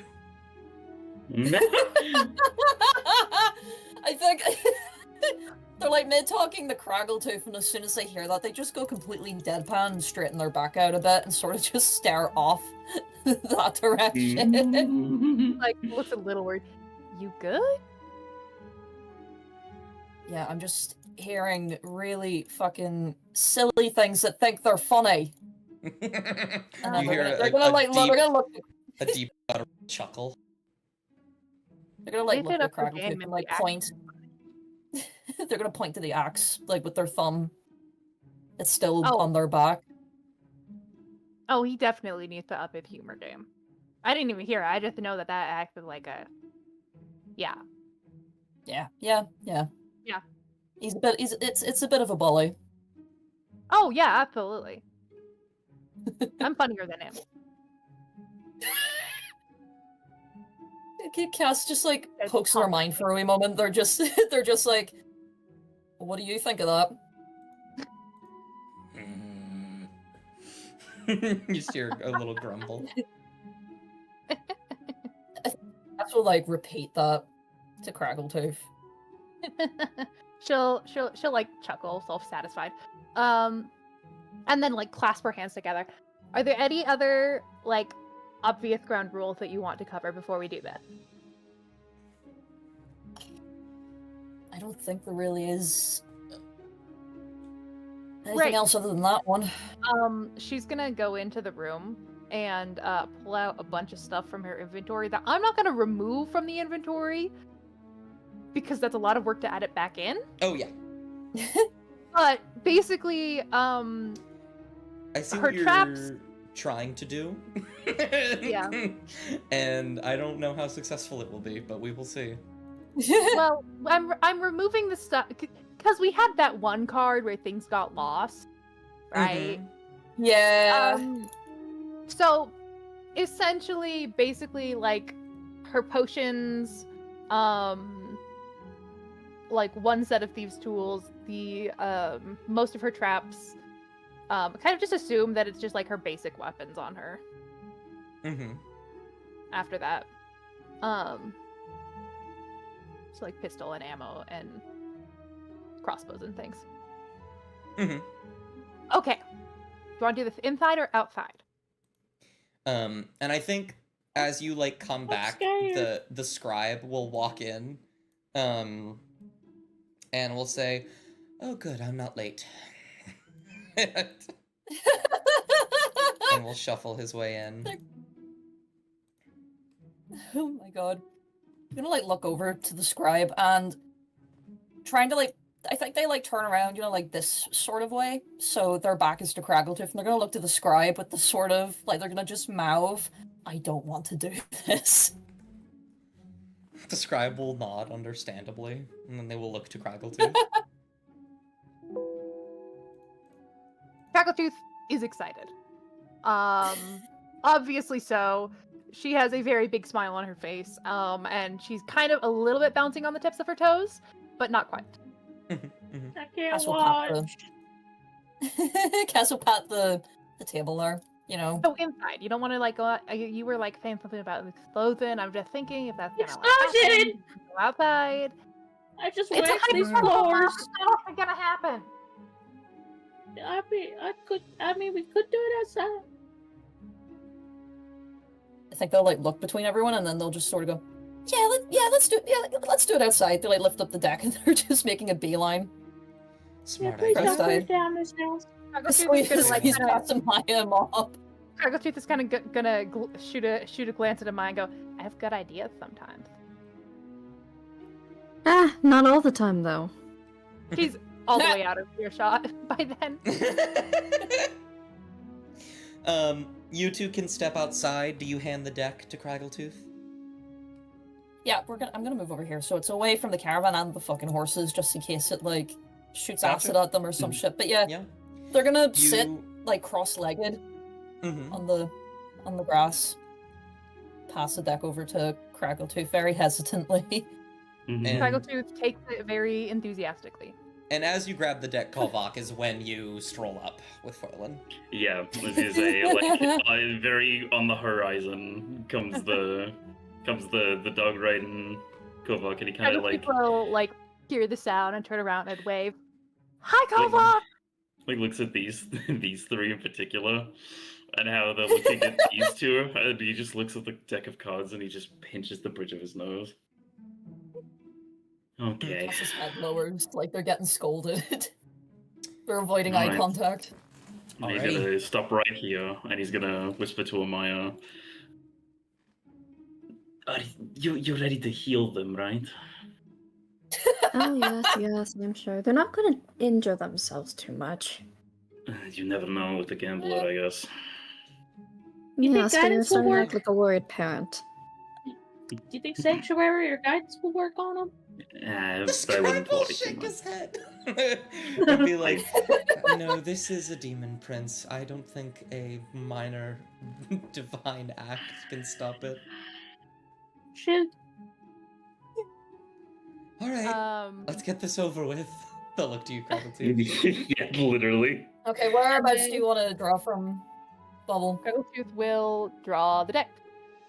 Do you want me to pick out random ones, or do you want to pick where they come from? Craggletooth oh my gosh.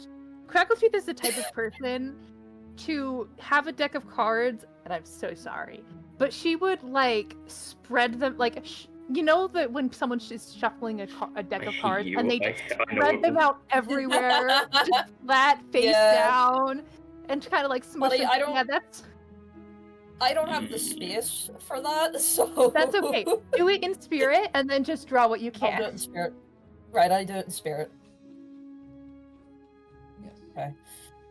I want you to know, out of character, I'm genuinely fucking shitting myself right now. I don't want to do this either. I have all of my spell slots. It's okay. Okay. Did you put the cards from last time back in the deck by chance? No. Okay, cool. I was saying, if there's any duplicates, we'll just draw another one. I don't think there are, so that's not too bad. But anyway, I drew the three. Alright, tell me what three they are. I'm terrified. I'm fucking terrified. I'm only gonna do it like Oh, fuck. Okay. I'm gonna guess that's the King of Hearts. Red. King of Hearts. Okay. So K Hearts and it's red. Okay. Second one. What's the fucking Shamrock one again? Club. Club, I believe. That's Yep. clubs, yeah. Yeah. Jet. Black. Jack of clubs. Yeah, I think so. Jack of clubs. Okay. Oh my god. Okay. I was about to say you haven't given any reaction like that yet, so I'm like, oh, we're fine. A heart. Ace of Oh, Ace of hearts. Ace of Hearts. Oh, you got 2 hearts. That should be lovely, right? Yeah. Well, you know what they say? When dust laughs like that, it's always a fucking horrible sign. Okay. At least it's not. Oh no. So I know, right? The first card, I God. believe, was the. Did you say it was like a jack, wasn't it? It was King of Hearts. King of Hearts, Jack of. So, Craggletooth, you Probably thought you were Monopoly. so smart, putting all of your items in another room. Oh, come on.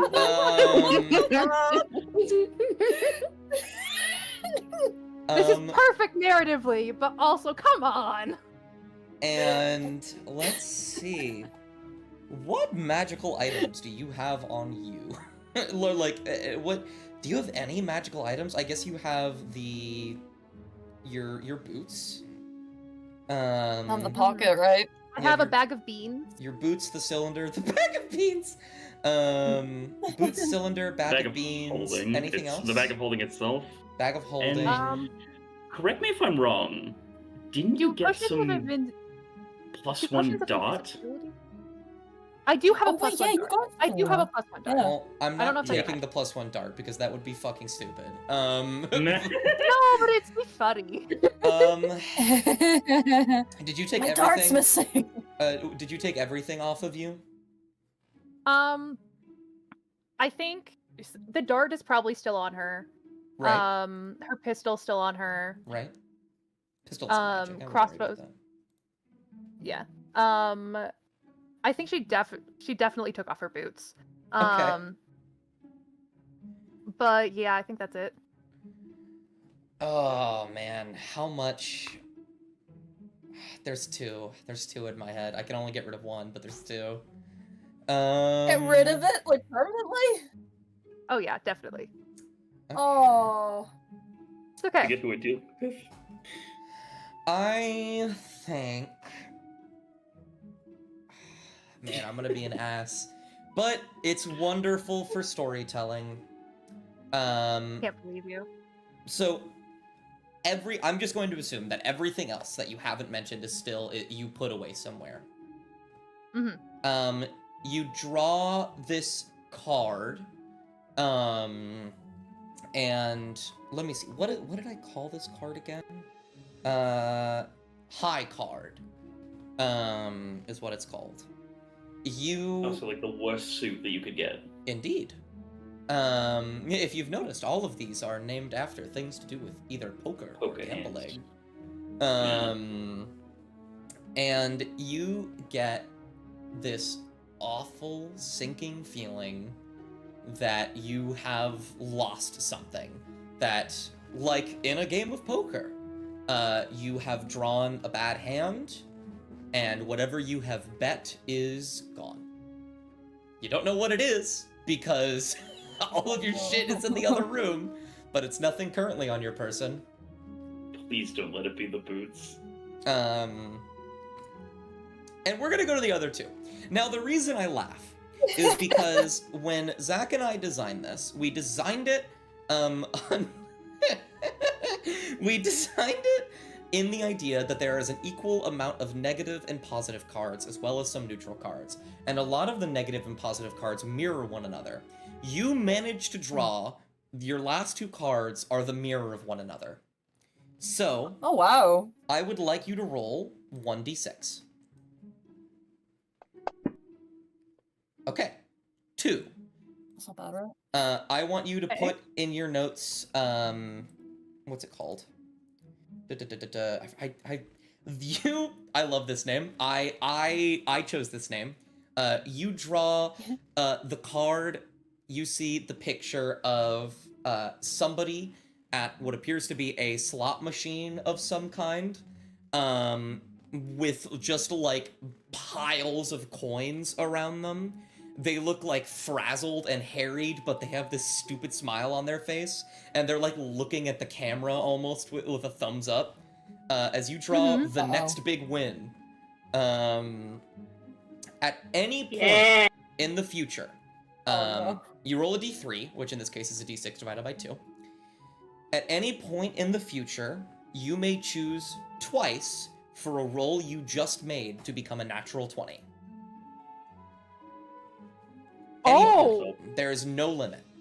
Oh, wow. I don't mean to interrupt this. I gotta go, chat. Absolutely. Bye, Bye, bye, Bye bye.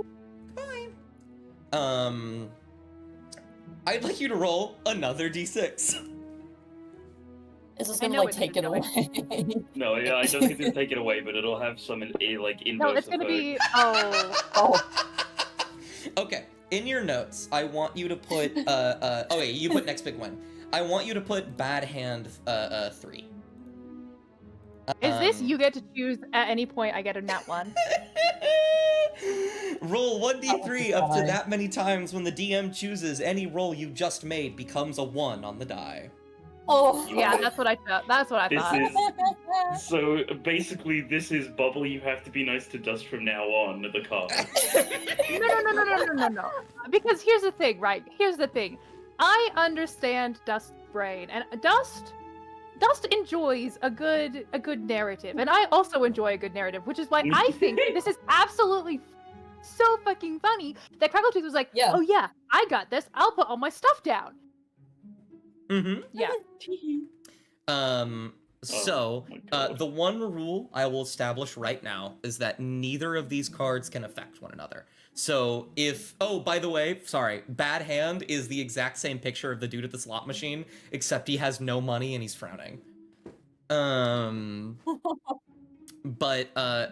Basically what I mean by that is if you use your next big win to get a nat 20, I can't make it a nat 1, and if I make your thing a nat 1, you can't make it a nat 20. That's fair. Perfectly balanced. Otherwise, what would end up happening is we would just ping pong them back and forth until you run out or I run out. And that would be a waste. Yeah. It's like a counter spell. Yeah. You know.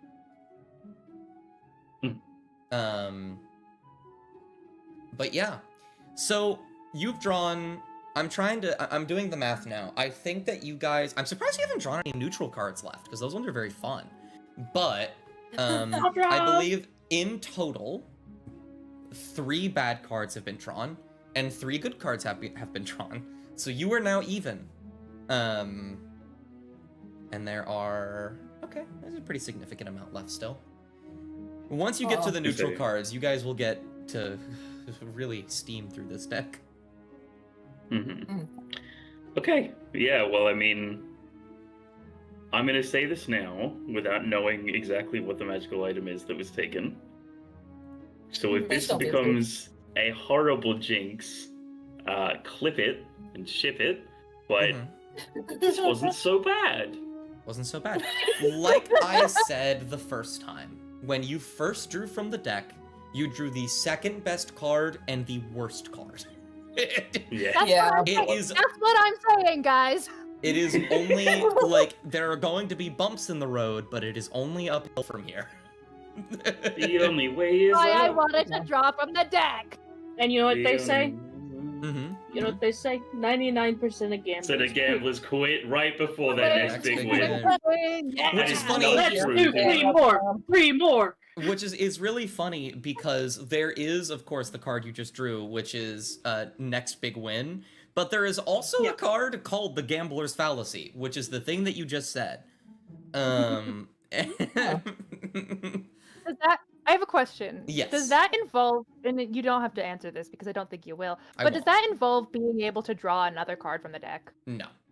I will say. The neutral cards are neutral because they affect the deck itself. That one is not a neutral card. But if you draw any neutral cards, they will be able to affect how many, like, you draw, nullifying, stuff like that. It'd be really funny if we got through all of the good cards and all of the bad cards, like, right before. And it was just the neutral ones. I'm gonna be honest, if that happens, the neutral ones would literally just disappear. Like, you wouldn't draw them. Speedrun! Because they do nothing. No, speedrun, because we want to get through everything because something happens when we finish it. Maybe that's a good thing. Also, it could potentially be a horrible thing, but hey, you never know. But the gambler did say the cast... Didn't the gambler say the cast has a chance of, like, getting out of this whole thing? Like, if they play with the cards? Indeed. So, that is why Cass is doing it. Fair enough. There's nothing the gambler loves more than a fellow gambler. Yeah, so Bubble, can you go check your items, please? I'm terrified.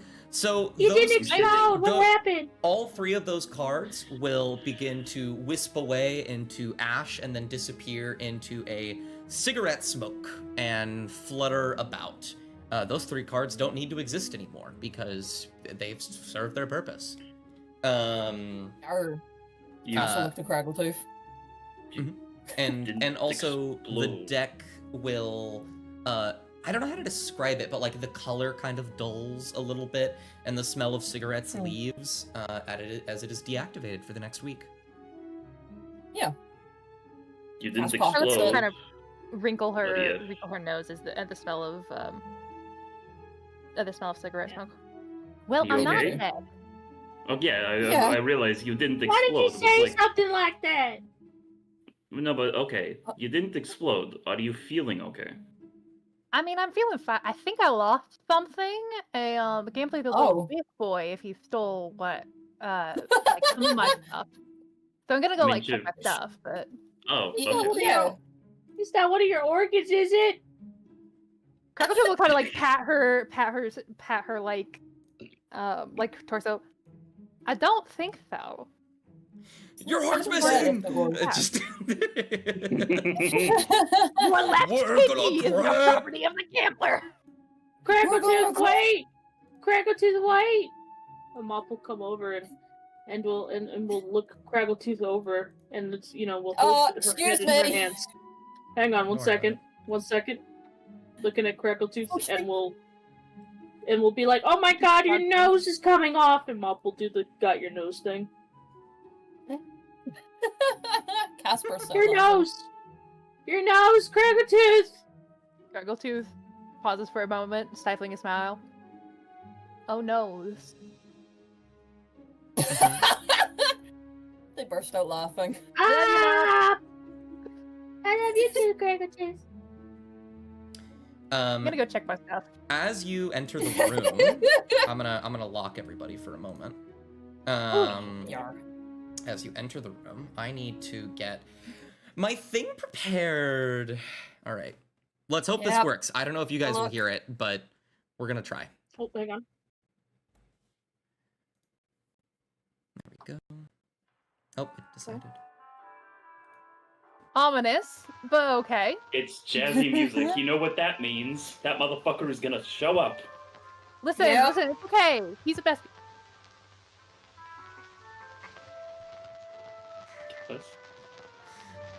God damn it, sorry, one moment. You will walk into the room, and you will see that the room is darker, the lights are off, and in the shadows you see a tall, slender figure crouch down by your bed, sort of unfold, as these sort of wisps of red and this top hat blending in with the shadows, a silhouette of a man with perfect white teeth and a sinister smile, holds gingerly in his hands, face up, the crystal. Oh no! And Crackletooth, hands on hips, like, come on.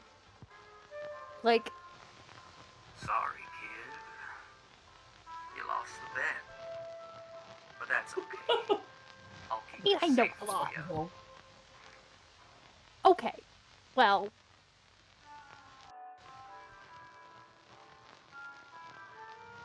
Cool. Great, I guess. I must say you're taking this much better than I expected. I never appreciate a sore loser.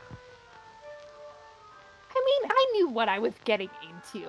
Like, Pots and kettles, fucking gambler, suck dick. Yeah, literally, dude. wait, what do you take me for? I suppose I take you for a fair player. I respect that. Tell you what, I'll keep it safe for as long as I can. Maybe someday you can get it back. I mean, if you ever want to, I guess gamble for it, I'd be down, but... Oh my god. His smile grows very wide. Oh. And he will say... Don't wait a while. Sorry. Well. Someone's got guts. Yeah. Why don't you visit me sometime and we can take a few bets? Sure, call it a date.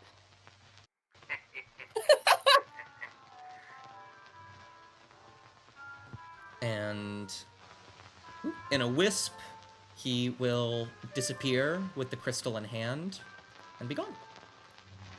You are getting the talking to of a lifetime. If you ever breathe a word about this, Did you hear it? No, but if you breathe a word of it, he's going to flaw anyway. I think as he disappears and everyone begins to settle from that, that is where we will end the session. Yippee! On my distant radio with so... reverb. I fucking zoomed out of the map because I was gonna have cast Fall of Craggletooth and I fucking saw him there and I was like, what is he doing? Listen, I don't know if the voice changer worked or not, but... It did. It Okay, did! cool. It was so cool! It was so Craggletooth cool! does many things. She's not a sore loser when she knows that she was gambling. Okay. That's true. I mean, if you lose a bet to a high elf with a really cool sword, you're not going to kill that high elf after you lose. So you're already better than he is. True. Oh yeah. Yeah. Morally. Well, thank you guys for playing today with no Wi-Fi interruptions, thank God. We won the tech, I think we won the it's tech finally wars. fixed. Yeah. And I will see you all next week as we figure out where to go next. I will probably have some kind of encounter prepared. Because it's been a while. Something minor. I'm not going to throw you guys right back into hell. But we'll have some things prepared. Getting to the Sirwood will probably take... I want to say 2 weeks. Just the fact that you have to go through the mountains and then cross a river and then 2 different villages or cities. It's gonna take some time. So we'll have plenty That's to 2 do more weeks in for those me 2 weeks. microdosing poison, chat. True.